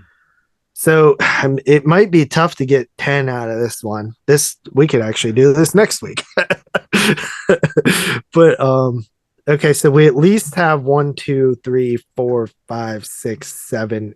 I think we have 7. All right, let me expand it by genre. Yeah, because you want that sticks out to me. Yeah. What the fuck? I can't seem to get this to come up on IMDb. It's fucking weird. There's another one too. It won't search like, properly for me. For the movie I didn't watch. Like there's another Fritz Lang movie, which is like probably kind of looks like noir, like kidnapper situation. There's a Bela Lugosi one too called Shadow of Chinatown, which is I guess a sci-fi. Listed as sci-fi. It will that not movie. search Yeah, for look me, at man. look at the runtime on it. What is it? It's 281 minutes. What the hell? Yep, absolutely not. No. That's a different. There's 2 Shadow of Shadow. Oh, there's 2 of them. Okay, I'm back off of horror. I'm just looking at like. There's one that's 71 minutes, which is feature This is the feature. The first one you're talking about is the serial. This is the feature version. Okay, let me check. Let me switch it to thriller. Yeah, I cannot get my thing to search properly. It will not search. I cannot get 1936 to come up. It keeps coming up with top 50 movies. Oh no! It's the fucking weirdest thing ever. What is going on? It's so weird. It will not search. Let's check sci-fi movies. A Face in the Fall. I mean, there's enough to do a top 10. Probably about the same. Oh, here we go. Dracula's Daughter. Oh yeah, I see. The You're Devil saying Doll. Shadow of China. Shadow Walking of Dead, The Demon Chinatown. Barber, Invisible Ray, which we just reviewed on the show already. Devil Monster. What did we review? The Invisible Ray. Oh yeah, we did. Revolt of the Zombies, The Man Who Lived Again, Shadow. What the fuck is this? Shadow of China. There's one called Ghost Patrol. That's a sci-fi western. Whoa. I'm calling omit on 36. Let's do it. Let's get 1956. Oh Lord. Oh my dude, there's not even 10 movies. Maybe there's. Yeah, no, there's 10. Yeah, it's probably about the same. Honestly, like Yeah, the movies look a little better. Yeah, I think you're looking at about 16, 17 watches. Yeah. I mean, they all look pretty short again, unless you want to be brave and watch one of the long things. I've actually seen 2 of these before. I haven't seen any.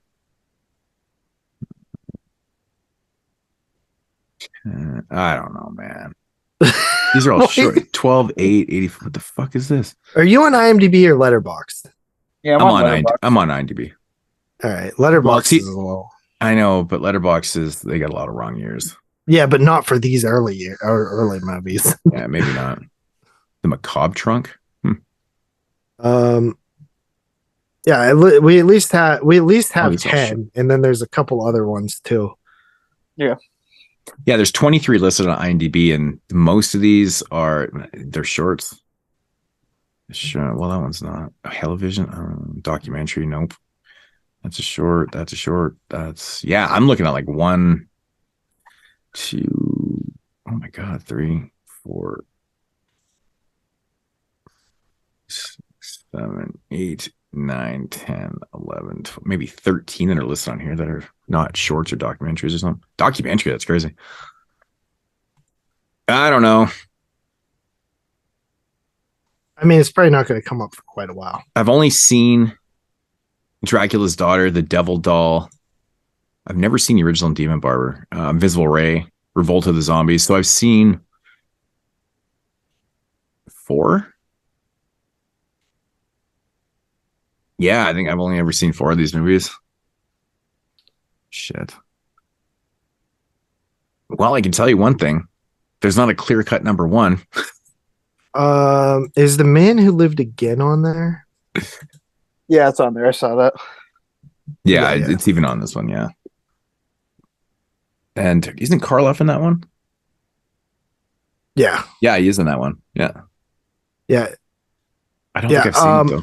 Yeah, no, there's not a clear-cut number 1. So this movie, Shadow of Chinatown, actually has Bela Lugosi in it, and it's 281 minutes. No. We talked about that already. Yeah, there's 2 versions of that film. It's a serial, so it was like the things that would play in the theaters and like be like continuing, like they'd make a new one, and it was like one big long story.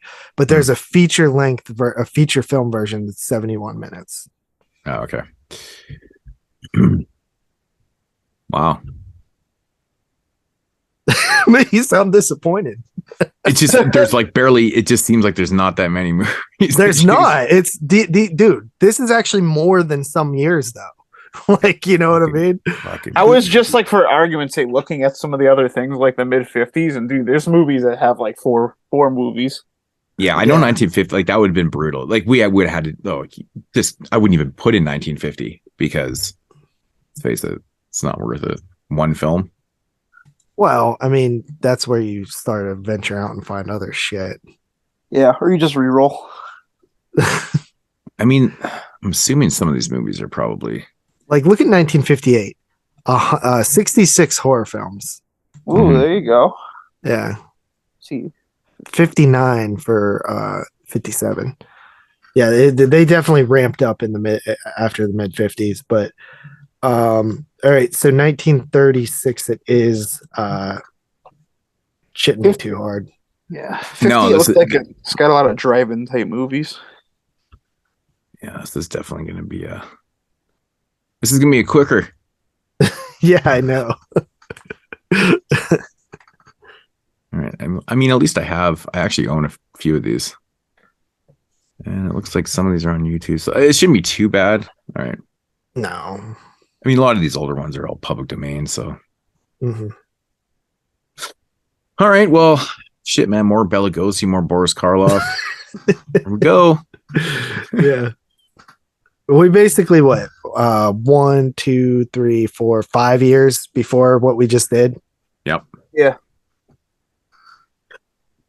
So at least the films will be short.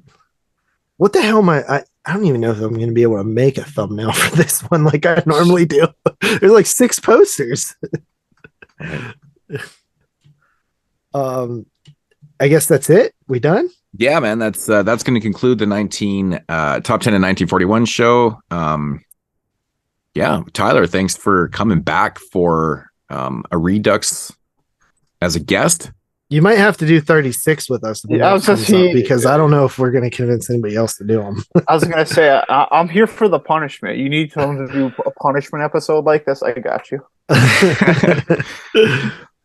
Yeah. Okay. 30. Man, I was really hoping for the 50s, man, or the 60s. Fuck. Well, the faster we do this one, the faster we get another chance. True. And there's not that many watches, so we'll see. All right.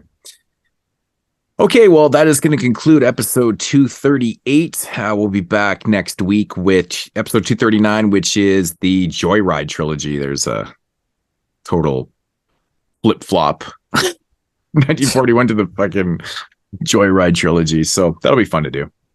Yeah, I'm excited. I've never seen the sequels. I think Dave's gonna be back for that show next week. At least I think he is. Yep. And then we'll go from there. All right, we're out of here. Check you guys later. Deuces.